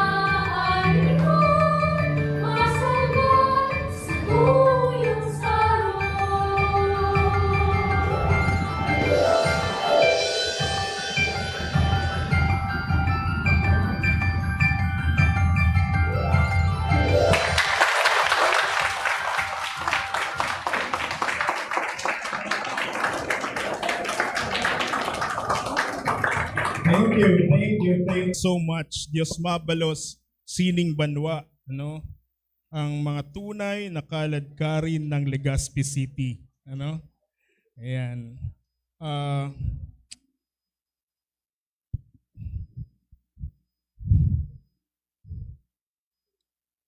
I can still, parang naalala ko lahat. Ayan. Niiyak ako tuloy. Because the staging of ang mga ninipot sa Tahaw Kansalog went not without resistance, di ba? Kasi pagka nagtanghal ka tungkol sa kalikasan, palagi kang mayroong masasagasaan. Ano? So hindi ko maintindihan, hindi namin maintindihan ni Ma'am Dulce, bakit ayaw mong linisin ng ilog, bakit ayaw mong hindi magputol ng mga kahoy, how would you resist not cutting trees, no? How would you resist cleaning the river, no? So but we as our players here, actors here this afternoon said, this was staged. When we staged this, di ba kinuha namin, we got the stories from the riverine communities of Bicol. We brought the story back to them by staging the musical in their plazas, by the river, kung saan-saan, no, na permitted na i-stage yung dula, no? Sana ma-stage natin ulit, sana dito sa mga bayan ng Albay. I think AAF can help us. Sir Papa. Ayan. Sige. Ma'am Dulce, recently your focus is on environmental governance. Kasama si Tita Lenny actually. So the tanong is for the two of you, no? So publications that respond to sciences and problems related to environment, climate change, as you've mentioned, the mere fact that we were having difficulty as to where we are going to hold this gathering this afternoon dahil na ang sobrang init, kinansela ng provincial government ang classes, di ba? So sobrang init. Can you give us some recommendations? Una, recommendations ng mga Bicol literary works na pwede nating ibahagi sa iba, o kung hindi naman, ano pang pwede nating iambag bilang mga creatives, bilang mga, lalong may mga estudyante dito ng arts and ng culture and arts education, meron ditong mga writers, merong mga actors, at merong mga kasapi ng mga organisasyong pang-sining. So what can we do? I'm tempted to respond. Someone responded to Alan Popa's question, the same question. Anong pwedeng gibuhon? Magputol pa kita ng kahoy, maggamit pa kitang plastic, gabos na ginigibo o tinutugutan kang gobyerno. But okay, we're not doing a meme here or anything. I think we all know what has to be done. May irukan kami, we're trying to build a sanctuary of native trees, yung native endemic to Bicol. Nilabanan mi ang DPWH, kinasuhan mi with the help of a ecology-minded, a green-minded lawyer. Nagpapirma kami, nagrally kami para daiputulon si mga kahoy sa Magsaysay. So, and we did songs and dances and violin, nagharana sa mga kahoy na ginadan. So we had all of these little demonstrations of caring for the environment. But we were not heard, pinutol pagiraray. Abot ngunyan, pinuputol pagiraray. I mean, it's happening here, right? Sa Naga, grabe ang urban island heat effect na we have almost no trees in the city proper. So, what else can we do? We can do what we can do. We can do the little things. Sometimes it's very frustrating. May fatigue yan eh. Minsan, sige kaming laban, sige kaming rally, sige kaming kaso. Pero mayumang UN cry, parang people don't care. Because they have malls to go to and air conditioning and all that. Mga estudyante medyo nag-iiba man. Pero yun, we can't stop. Okay, we failed. Pero siguro I have to be optimistic and say, sige pagiraray, magsurat ng rawit-dawit, magtigsik, magsurat ng nobela, magsurat ng mga tula, mga kanta. We were able to compile some songs about the environment for Bicol Vibes and for Burabod. We can write in Bicol, English, Filipino. We can teach. Let's teach the poems, the fiction that will address this concern. Like this Aninipot, this was a project before. It was for that, pero it's still alive. Makahibig-pagiraray na, oh my gosh, it's still being sung and people care somehow. Dikit lang kita. Ining sadit na grupong ini. Kami dikiton lang. Pero maybe yung drops will make a wave. I don't know, will make a bucket, will finally make a wave. We just have to continue. That's all we can do. We can paint. No, we can write letters to the editor. We can talk to our congressperson and our senators. So, I don't know. It's siguro yung the young people, kamo na ang magibukayan. Kamo na, this is your world now. Pero kami, pahali na, no? At least my generation, it's your turn to do something. Because we've tried. We have done something, I believe, but it's your turn. What we can do is guide, we can teach, we can share with you what we've done, but you have to do something because you're going to inherit this, this terrible world that we're in now. So maghiro naman kamo. I'm not saying you go to the hills because the hills are already bald. They want to quarry, kititday, and all of this. Pero may magiginibo, di ba? Bakong iyo, may magiginibo pagiraray. Not only prayer, okay, prayer works, but not only that, but really actually looking for something creative that comes from you that will help the world that you want to live in for yourselves, for your children, for your great-grandchildren. That's all. Bruce. Igo akong sarong urawit. Hindi palanbik. Go. Yung pagtitipon ko na may 7 syllable. Ano ba tawag natin? Bawat linya. 4 na linya lamang. So kung magkabilog kita ko about environmental activism naman ini dudes. So, basahon ko ang saro. Bicol sa ka-English. Nagrararom so hampas sa puson sa tumbukid. Ang Bicol ko kaya no. Halo-halo. Sububon na huhubas. Takalbo subakilid. So English ka ni, the Gauls dug deeper tombs in yonder volcano's womb. The nearby balding hillsides denied the spring its being. So, yung mga radit sa nang tulad na environmental, ang gusto ko ma-express digdi na dakul na ang nangyayari sa palibot na kung pwede ma-stop, baka sakaling masave ang maski diit na lugar na lamang na bako na masyadong nababaha, bako na masyadong mainit ang palibot. Maski ining bukid ta digdi nga mayon volcano, makakalbo na yan.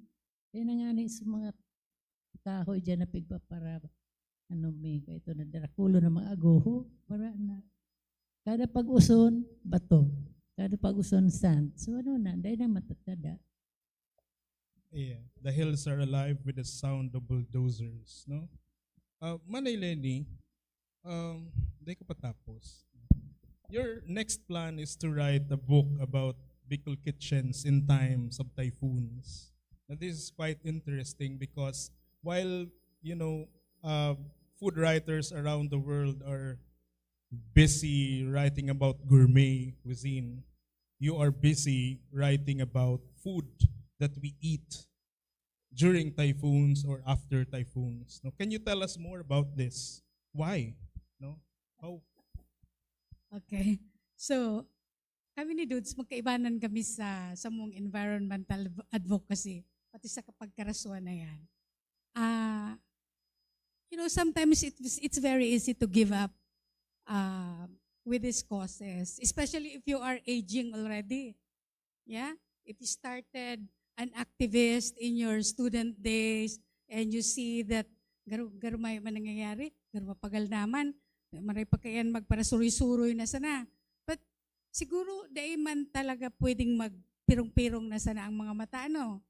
So anyway, I think there is something difficult and problematic with the Filipinos in general because we seem to have lost our connection with nature, with the environment. Diba? Ang mga indigenous communities they have a strong affinity with nature. Look at the people in the Cordilleras. They love the trees, the mountains. But ngunyan, garo nawara si affinity ta sa nature, especially the younger generation, the children. So I think ang nahihiling ming approach ngunyan is we need to go to the young, to the especially the children. If you allow me, may I tell you again a story? In Bhutan, in the schools, especially among in the schools, they don't have trash cans. Basura mo, tipunon mo, darahon mo sa harong mo. So, the son of my friend who is the health minister in Bhutan, he is a special child. But when pag-uli niya sa harong ninda, the first thing that he does is to go to the trash can, masort siya. Alimbawa, si nabubulok, dahil nabubulok. So, arog sinda kayan, mayo ning mga trash can ang mga eskwelahan. Because at young age, children are taught responsibility of not dirtying the environment. So, I think, garo kayan dapat ang sarutang dapat sa schools, especially ang schools na kulaon ang responsibilidad. That's why I'm very happy that BU, you have your Bachelor of Culture and Arts, right? Because I still believe that arts and culture is a very good vehicle for us to reconnect with our environment, with our nature, with our love for our country. Sikitang reklamo, mainiton. So anong pigiributangon yan? Mayo ng eskwela. Pag nag-uran-uran, day ng eskwela. Paano tukdoan ang aki ning resilience? Kaya ito, kang aki pa kami, miski nagbabara bagyo na ako nga ni, piglayog ako kan bagyong sining. Nagtugpa ako sa, kabit-kabit akong ama ko, 6 years old ako, malipat kami siyempre bako man ang harong mi itong typhoon, typhoon proof. So, malipat kami duman because at the time, it was a time when the wealthy people, it's natural. When there is a strong typhoon, it is a practice that you can go to their house and my mother would prepare food for us to bring. Kaya miski malipat kami, may dala kaming kakanon, may contribution kami. So when ang ama ko, kabit-kabit ako, siyempre sadit-sadit malang ko, hanggang ngayon sadit manggiraray. Ay mataba naman ko, pero sadit manggiraray ko. Pero anyway, kabit-kabit ako, sumakusugon si Bagyong Sining, piglayog ako, maray na lang nga ni, tapigtog pa ako sa kugunan. Di, kaya ayaw ang pamangkungon yan. But anyway, what I'm trying to say is, so from a very young age, I had already this love of gardening, pagkamuot sa mga So I think, importante na ang mga aki, matukduan minsan ang mga gurang matagas naman ang mga payo, ilingata. Ang auto, kasunudan mo, nagpaparaapon basura dyan sa dalan, nagsurang na. Tapos, so I guess ang schools is still the best venue to teach children how to love our nature, our environment. Miski magsabi kitang, okay, we need policy change. Yes, we need policy. Pero mas magayon baga kung embedded ang pagkamuot sa mga kahoy. Bako itong dahil sabihin lang kitang, pag nagpurutol ka mong kahoy, puputulon man ka mo. Arog ka iyan. So we hear stories about like 200 years old tree in Sorsogon. Yaon ngunya na aldaw sa aga mayo na, pinutol na, naging resort na. Di ba? Things like that. So I think for us, like in our own ways, siyempre nagugururang naman kami, dahil naman yan kaya magpara, protesta. So we find ways on how to fight. So in our small farm, we started to have food museum.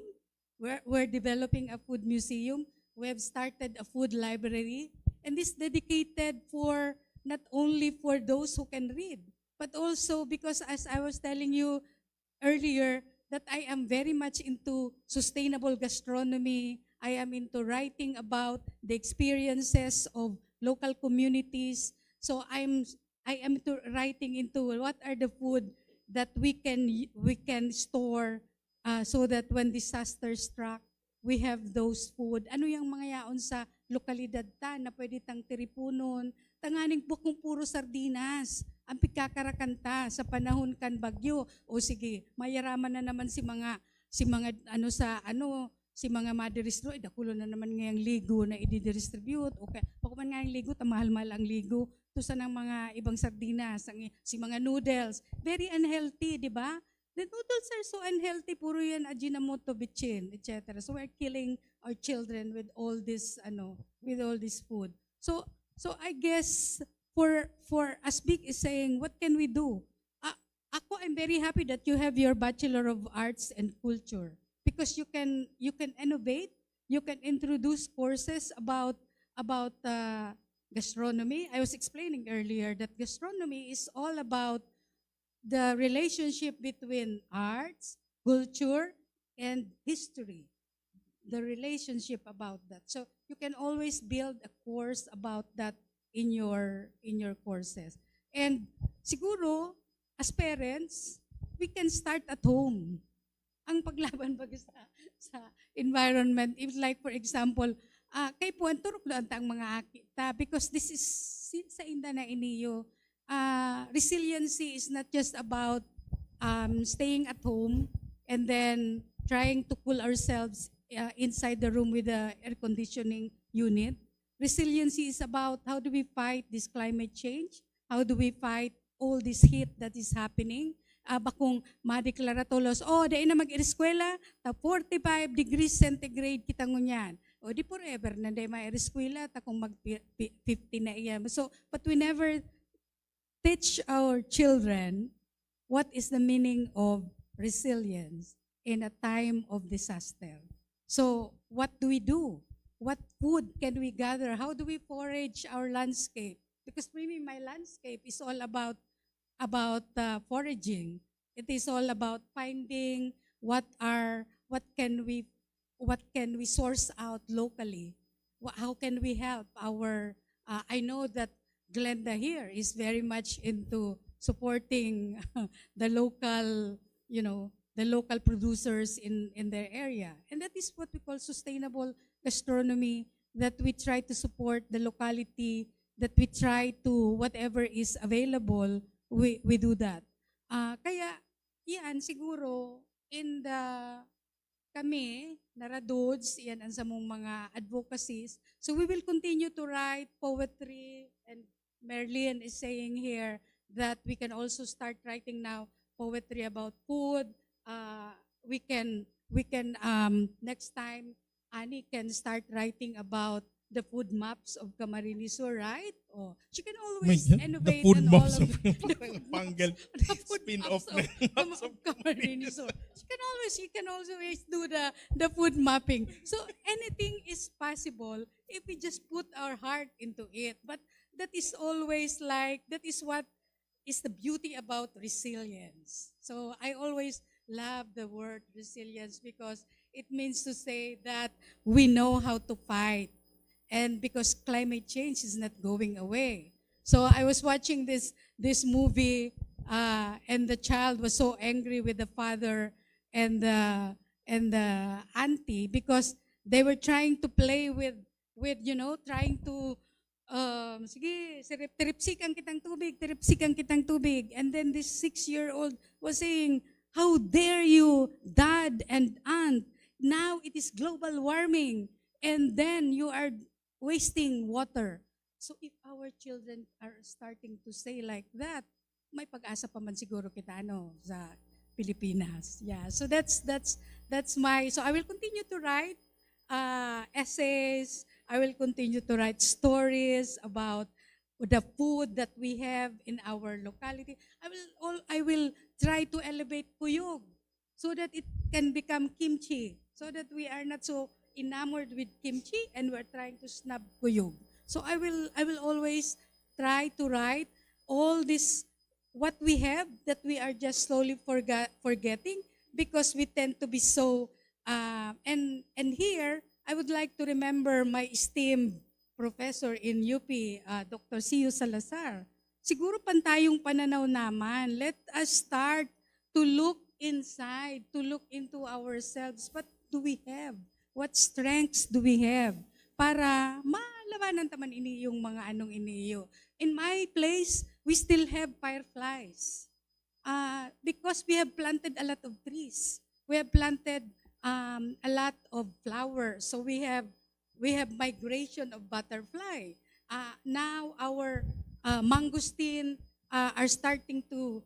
They have now fruits because the blue couple bird, have visited, and that is my signal. Once the blue couple bird visits the mangosteen, the next few weeks there will be flowers. So that's nature. That's how we try to appreciate our nature.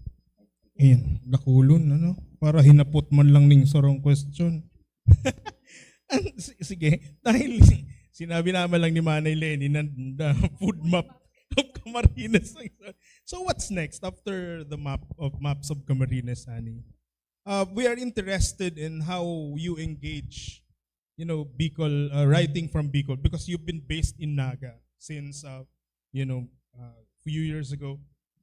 And yet, here, the Penguin Southeast Asia took notice of Maps of Camarines. And I think it's important to us because it means that many more are reading us, not just you, but we are in your books. May claim kami doon sa presence. So, the Maps of Camarines, what's next? What's next? The Maps of Camarines will not have a sequel kasi ang ending niya, there is no end. There is no end to that problem because the people there did not really learn their lessons. But for me personally, I'm already working on my next novel. It is set in the 1930s in a small town in Camarines. So, ang overarching superstructure niya is the American Commonwealth period, pero eco-Gothic na siya. Ang Maps of Camarines kasi, it's magical realism with Gothic undertones. Ini, full-on Gothic na siya, pero eco-Gothic. Because gusto kong ining novel set in the 1930s will foreshadow, although historical fiction siya, pero may foreshadowing siya of what we are experiencing now. Nagpuo na ang katapusan kan Anthropocene. We are now entering the era of the post-human. Nature is fighting back, and it is strong enough to destroy us. Garo na lang kita mga tanga. If nature really wants to destroy us, it can. Very easily. So, we're in that era na. Ngunyan sa nangani, mag 47 degrees lang, mana kita mahaman. We cannot be productive anymore. That is the era of the post-human. Nature is fighting back as revenge, and we deserve to be punished. And ang technology might not be able to be developed fast enough. So, yan ang fino-foreshadow kang sa kuyang second novel. I always set all of these very strange, very difficult challenges for myself because if there's anything that UP taught me, if the stakes are not high enough, it's not worth it. So that is the challenge. I'm trying to do it, pero dakulon istorbo. Istorbo ang sa kuyang penalty course sa UP. I have a course in UP. It's CAS 208, the Philippine-American War. Na kinuha ko because I'm writing this novel. Mape-penalize man sana ako because day ko pa natatapos sa kuyang thesis, I might as well pick a subject na day ko man ma-feel na pinaparusahan ako. So mapapakinabangan ko siya. So that's what I'm working on. It's not easy. Pero yun na nga, if it's too easy, then why do it? That's what I think. I think regarding your query about us being humans and how can quickly we can go extinct, I think Dr. Alan Shapir here may agree with you. I'd like to recognize the presence of Dr. Alan Shapir, one of the founders and the current secretary of the Albay Arts Foundation. Good afternoon po. Okay, sige. Any question from you? I hope Igwa. Anyone? Ayan, so good afternoon everyone. Good afternoon to our esteemed speakers. All right, so by the way, I'm also from Bicol University. I'm taking MA in Literature. All right, so it's quite interesting earlier that you were mentioning about the intersectionality of culture, the arts. Well, it's not just confined to that. Of course, we still have other disciplines like anthropology. Lagi namin siyang pinag-cross. Okay. All right, so for Ma'am Leno first, I have a question po because you have mentioned that you are a food writer. All right, and it's quite interesting also on my part because I was supposed to pursue a study with regards to food lore and food lore.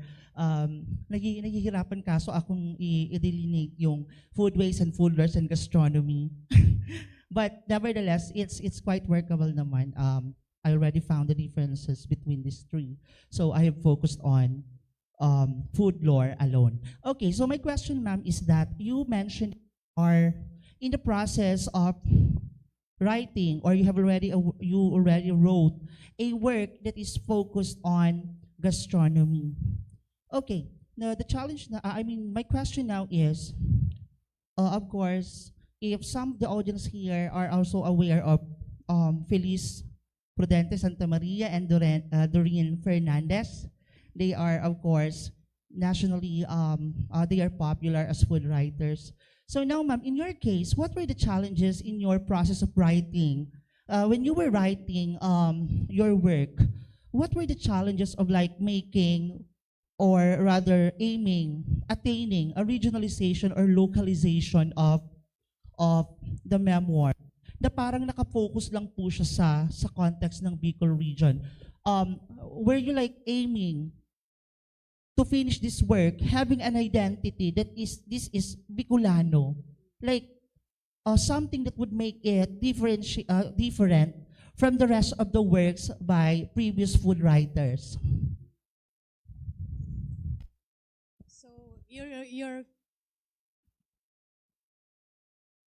So your question essentially is what makes it really Bicolano as compared to the works of other writers. Yeah, okay. So, but first of all, Doreen Fernandez is also, I'm a big fan of Doreen Fernandez, and I'm not an anthropologist. She is an anthropologist, so that's really very good because of the relationship of anthropology and food. But anyway, as we said, multidisciplinary naman mo yan. So, the Bicola, if you look at the Bicol context, there are three, we can consider three pillars of Bicol. Like, we have the coconut, the gata, we have pili, and we have our lada, our sili, right? So, in that context, if you look at the different provinces, gabus iyan nagagamit ka yan. May iba-iba lang na variation, may iba-ibang istorya. As you said, food lores. There are a lot of food lores surrounding that. So I think you cannot have a unique perspective, but the important thing is how do you use those three pillars of that defines Bicolano. We also have natong, katnga, etc. So many names. Now, pag magluto ka iyan if taga-ibang lugar, like for example me, I will always say that the rinconada natong nahali sa nabwa ang dahon pinakamasiram. Yeah. Because there is a story behind it. That is the food lore. Aba. But the point is, it's still very Bicolano because of the natong ingredient and then the gata and then the sili. So you have all those elements. So ang hiling ko, kaipuhan, and one of the challenges of food writing is data. We don't have a lot of material on food in Bicol. Like, for example, when I was writing Recado as in Recuerdo, as I've said, I had to rely to my memories of how it is prepared.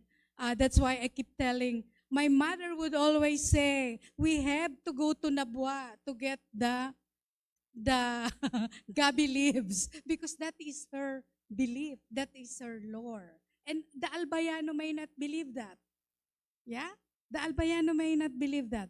You have probably, like for example, we never cook our natong with kakanggata because we believe that madaling maraot pag piglaganan mo ng kakanggata. So you have to know how to press your gata so that you get the gata that you like. Yeah? So, but the Katandungan will do it differently, but it still tastes tasty. And it's still Bicolano. Yeah.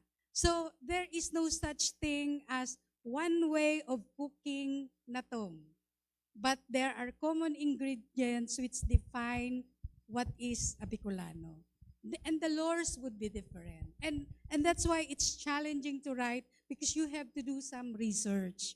And if the Bicol Arts and Culture course in BU would do that, then you are contributing to the historical perspective of Bicol region because we do not have that.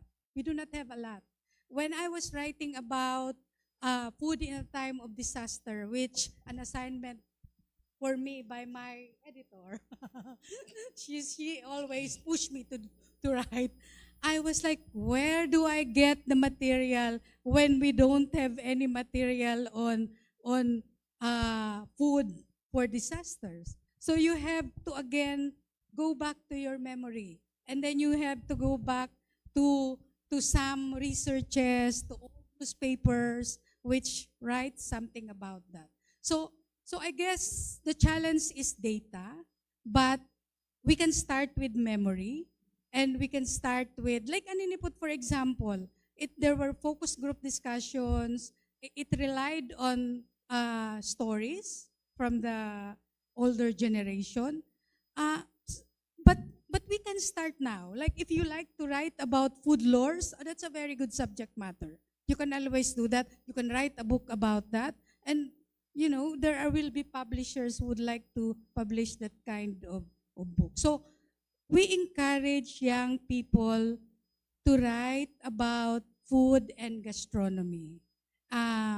We encourage young people to integrate with the fisher folks, with the people in the market. Like for example, I always go to the market in Calabanga because that's one of my favorite hobby. I would like to do marites with people in the market. And I discovered, you know, I so love the fish. The name of the fish is tonto. Tonto. And so I would always say, oh my God, what a delicious, stupid fish. Because the fish is so delicious and the name is tonto. I do not know yet why the name is tonto. And then they told me, we will bring you to the one time if we have harvest of, they have a fish named Cuatro Cantos. Because the shape of the fish is like the Cuatro Cantos. And probably because the fisher folks are fond of drinking gin Cuatro Cantos, they do not know the name. So they name it Cuatro Cantos. So that is also. I think So you have to write. you have Just forgotten one thing. What? You have to eat. That's essential, right? You have to eat. You have to eat, experience eating all these things. Sinasabi ko inita, ini man ko ta si focus kan sa kuyang day kun mahaman-haman ng master's thesis. It's a collection of essays on that dwell on the coconut milk and what are its scientific function in Bicol cooking. No, I read this paper when we were in Pampanga sa Namnamin, pero nalingawan ko na. I think hahanapon ko, pero naka-identify ako ng 4 na functions kang coconut milk sa Bicolano cooking. Parang syempre enricher siya ng taste, and then there's one, it preserves taste, and then one, it binds the ingredients. May mga arog kaya, no? And how we can take a look at these functions vis-a-vis the Bicolano culture, something like that. Because still, even if very poor families and up to the richest families in Bicol are eating dishes with coconut milk, no? So we have all that. And yes, and also why some other regions the other regions of the Philippines are not so keen at using coconut in their dishes, di ba? For example, the Katagalugans would just use coconut in their wine making, or copra, oil, di ba? But not so much with the gata, not so much with the coconut milk. So I think we have to explore that. One tip, the University of Nueva Cáceres in Nagas completed a food mapping project of Bicol. Hindi ko pa nahihiling kung ano ang result, kung anong data ang maiitaukad to. But I think it's open to anyone who can do further research on that. So baka, ini sinasabi ni Manny Lenny na baka we lack data. We are just fortunate that in these times, artists and cultural workers and even scientists are already researching on arts and culture and gastronomy and other domains of cultural life of Bicol, and parang producing data one after another. So ayan. Thank you. Kontakin mo na UNC. Walang gumagamit ng data nila, baka kung mayong maggamit kaya, nasa shelves lang yan. Di ba? Maalpugan, and then wala lang. It's just another research. Ayan. Thank you. Any other question? Sige. May question doon? Anyone else? Wala na? Ay, sige! Okay. All right. So I actually went here only for this purpose talaga, despite my class. So all right. So this is a question for Ma'am Paz. All right. So you mentioned earlier that you have been once an activist, right, in your UP days. Now, I believe that for now you are writing poems which are centered on the eco-criticist perspective, right?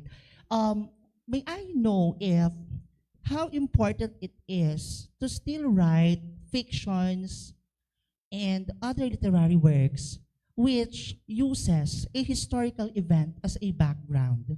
Like for example, we are very much familiar with the Titanic, the Pearl Harbor, and the 9/11, all those things. Those are historical events. Now, in our context, how important it is for us to make sure that we are still have these historical events being used as a background for our literary work. Like for example, in the case of the martial law, how important it would be for us to still reminisce and look back at the atrocities and the abuses of the martial law through our literary works. Okay, I just would like to clarify, I'm not a poet, neither she's the poet. I'm not a fictionist, she's the fictionist. I'm an essayist. I'm a literary historian and a literary critic. How important is it to write about these things? very important, essential. How do we learn? How do we do something about the present if we don't learn lessons from the past? Kaya lang dapat ang sinusurat talagang bakong fake na history. Like you talked about martial law. Kadakol fake na stories about martial law. And we have to get the real stories of real people who experienced it then as much as possible.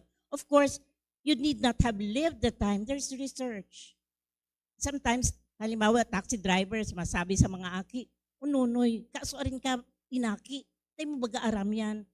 But you can talk about science. We were not around when things were invented, but you research. So essential. We have to write with historical context and make it attractive to the young people. Ang ginibo sa itong Ibarra and Maria Clara, they played with it a bit, no? They played with it actually, may time travel and so on.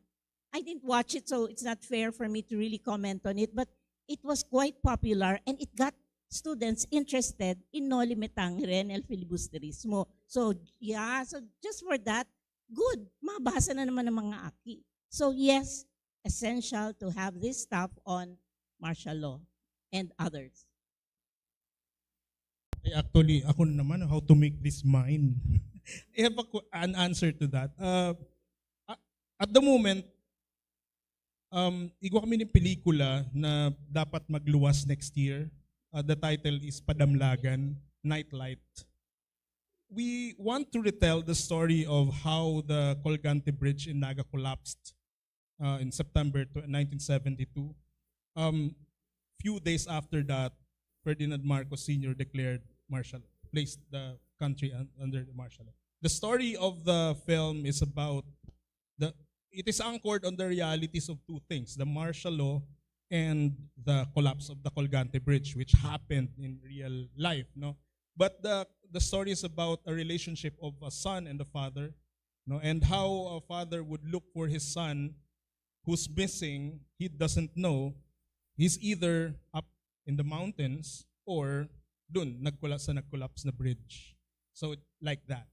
Why are we telling this? Because one, what's the appreciation? The story is now undergoing a series of workshops and critical eyes. One, it is being appreciated in terms of the martial law stories in the regions, because we have very few stories of those times in the regions. We hear a lot about martial law in Metro Manila, the atrocities of it, the death and all the violence in Metro Manila, but not in the regions. So I think it is imperative, it is required from us being Bicolanos to learn what happened during those times here, because para madagdag sa, I think sa kaibanan yan dapat sa cultural mapping di ba? Sa history kang panahon na ito digdi sa ano. And also that something happened in 1972 in Naga in relation to the Peña Francia Fiesta, no? One lore. The pagoda of Peña Francia, there's only one woman who can ride that, who can board that, and that's the Our Lady of Peña Francia. In 1972, Imelda Marcos boarded the pagoda. So there were two women, and they were blaming Imelda Marcos for the collapse of Colgante Bridge. Di ba? So, ayan. Yan mga araw kayan. That's my contribution. Annie. I would just like to say something about your question regarding using historical events in literary pieces, like in fiction. It's important to talk about issues on the level of affect, because when it comes to the young people, they will not read history books. But when you give them a short story or make them watch a play or a novel about these historical events, they will start listening. So it's a gateway for them to learn about the past. But as a writer, I think there are 5 questions that you should ask yourself if you're going to write historical fiction. I'm going to discuss only one. Uh, what what is your subject position in the present moment, knowing what you do now? What can you say about the past that we did not know then? Because when you write historical fiction, it should always be a critique. Your present subject position, your contemporary knowledge should inform what you're saying about the past. Kasi kung mayong analysis na arog ka iyan, if there is no critique, it will just be a slice of life. And if we're just going to write historical fiction just as a slice of life, dain na siya authentic. Magbasa na lang kita kan mga fiction na slice of life written in that time. We, writing from now, should add value to the historical moment. So that's the one important question you should ask yourself when writing historical fiction. Itong inisitalk ko sa Central Luzon State University last April 17. It has a Facebook Live. It's still up there. I will comment to the link on your live so you can do the cross-referencing, because I discussed there the 5 questions to ask yourself before you can decide kung tama ba talaga magsurat ng historical fiction for you. Also, itong lecture ko sa Likhaan sa UP, I discussed there the multi-layered novel. It's not just the story. Underneath, there's also the critique and even the use of language. Kung mag-English ka or Tagalog ka, that has a layer. And the publisher that you choose, that's another layer. That's the multi-layered novel. Ang example ko naman, historical novel also. So I will link that also in your live feed. So I hope it's helpful. Ayun. Is it okay? Okay. There's a... Ay, sige. Can I add something? Let's see.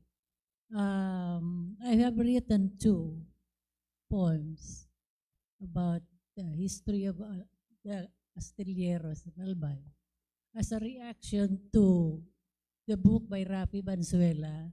It was launched a few years back. So I talked about in that long poem about the slavery of the Albayanos in building the galleons for so many years. It's also, I also implied that the very important, parang Amazon tayo, no, na very, ang forest natin, no, virgin forest, is impenetrable as they describe it, but naubos when we were building galleons in Magallanes and Pantao. And then the sacrifices that the people have, the so many oppressions that were inflicted upon them.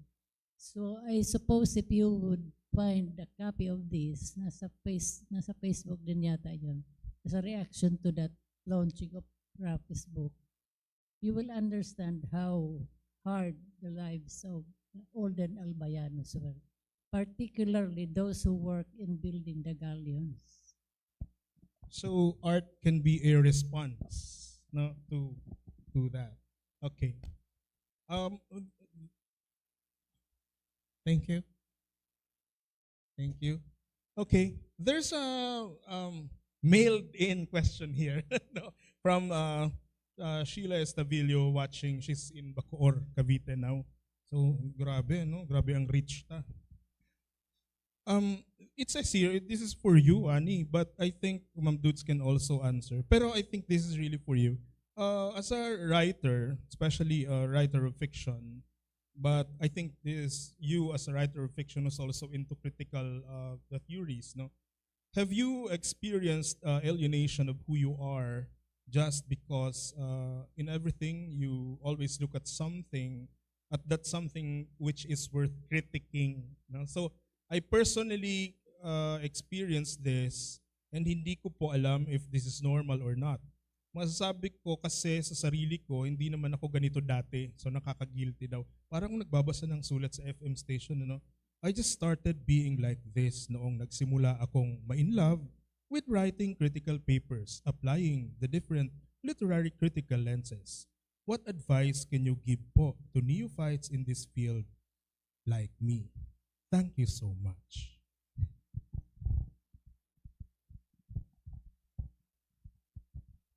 I think this is about reconciling, Thank you. Naiintindihan ko siya deeply because dati kaya ang course ko sa UP, Master of Arts in Creative Writing. And then, mayo man plan of study ka ito eh. We just had the core subjects, and then we had the elective and the cognate. And kami man, ako, dahil nagpinatal, sige ko lang enroll sa mga courses na daiman required and will not be credited. So instead of earning the degree little by little, I am not earning anything. Ang iba nga ni, di ko man nako-complete. I just wanted to experience being a student of Trici Legasto and Wilhelmina Ramas na, naka 1.25 ako kay Dr. Ramas.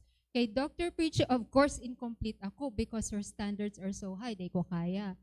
And those were not required. So nag 10 years ako, para extend sana ako. And then at the 10th year, no, we cannot extend you anymore. My graduate school coordinator then was Dr. Odin de Guzman. She told me, no, I cannot extend you anymore. Binasahan pa akong policy. Oh, ito ang policy. I'm the coordinator. This is my interpretation. I cannot extend you anymore.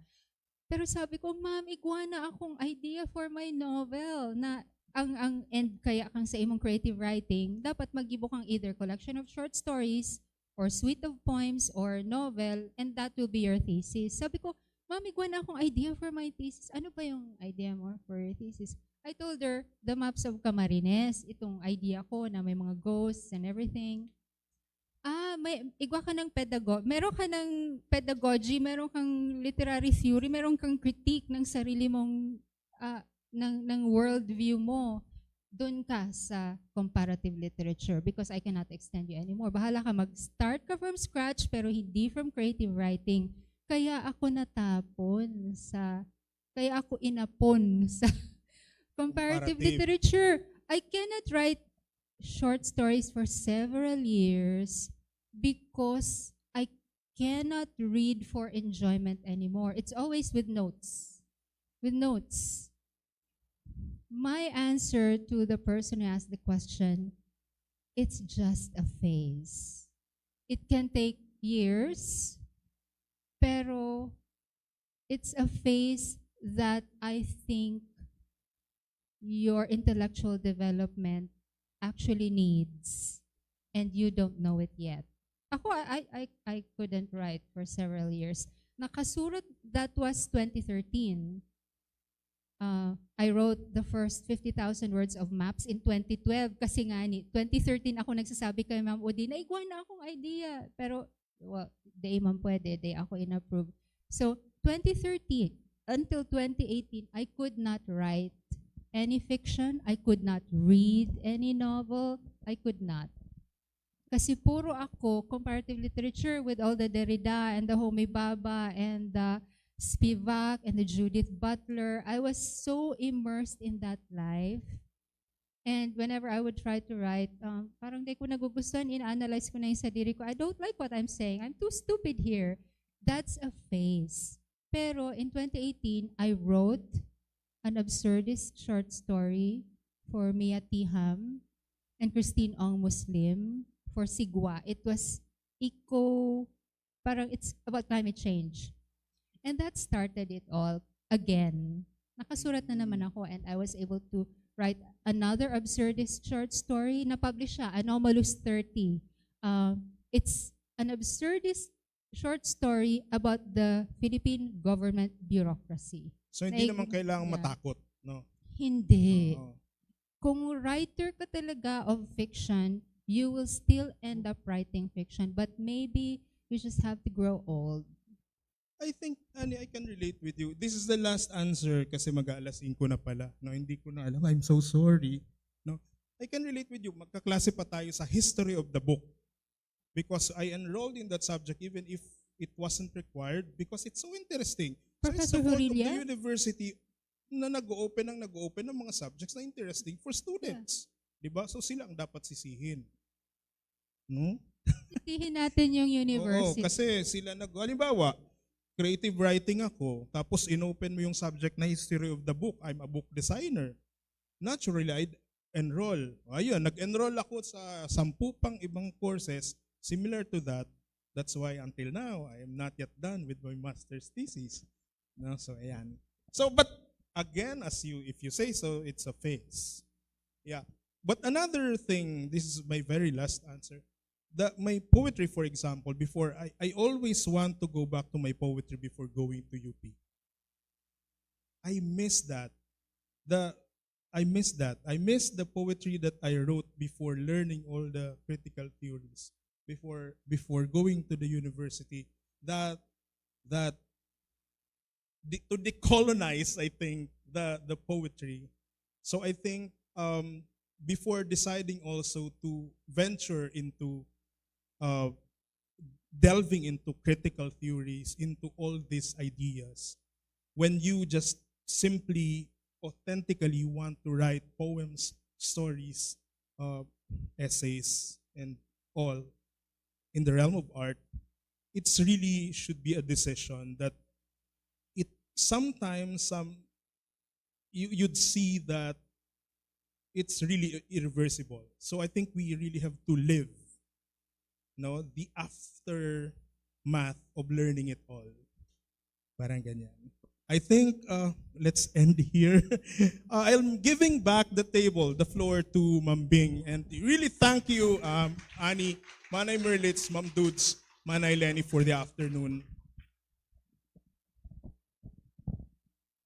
So guys, hindi pa dyan natatapos ang ating usapan at restoryahan. So bigyan po natin ng masigabong palakpakan ang ating 4 na mga bisitang manunulat. Kasama syempre ang ating host, Sir Victor Nierva. So gusto ko rin pong i-acknowledge ang presence ng ating kilalang manunulat din na Bicolano from Albay, dating Commissioner Abdon Balde Jr. Sir, maray na hapon po. Okay.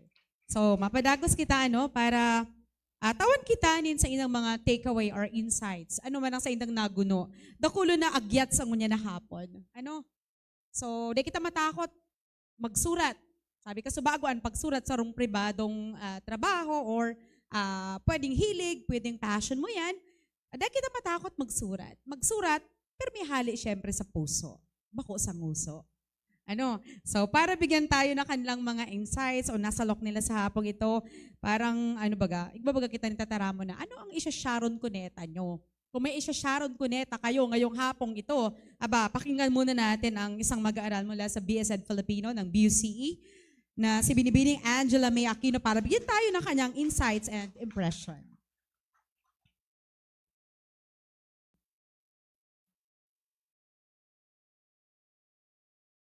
Ayan, isang mapagpalang hapon po sa ating lahat.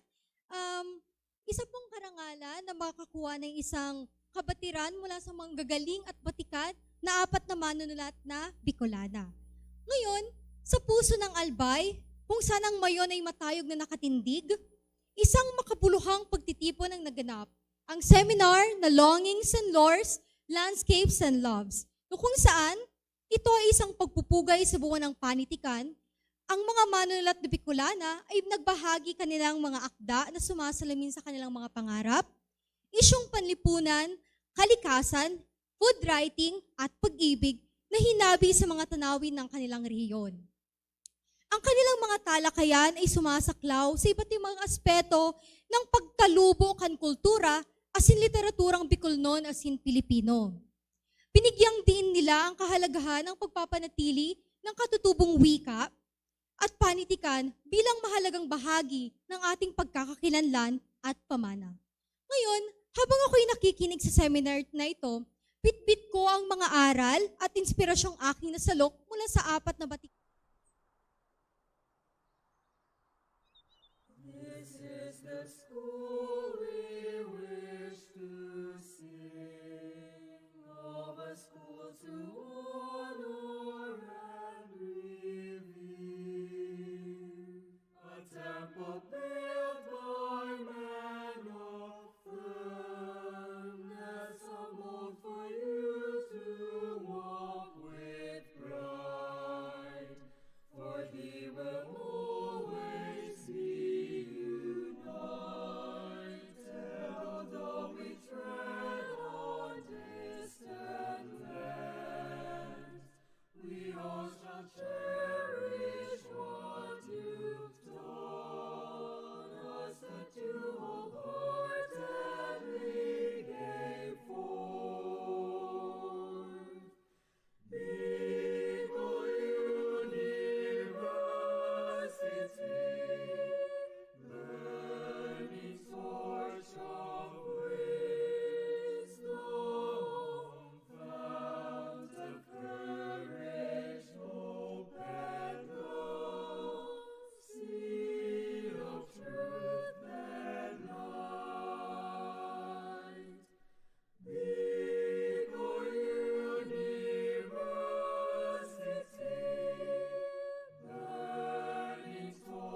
strong wind.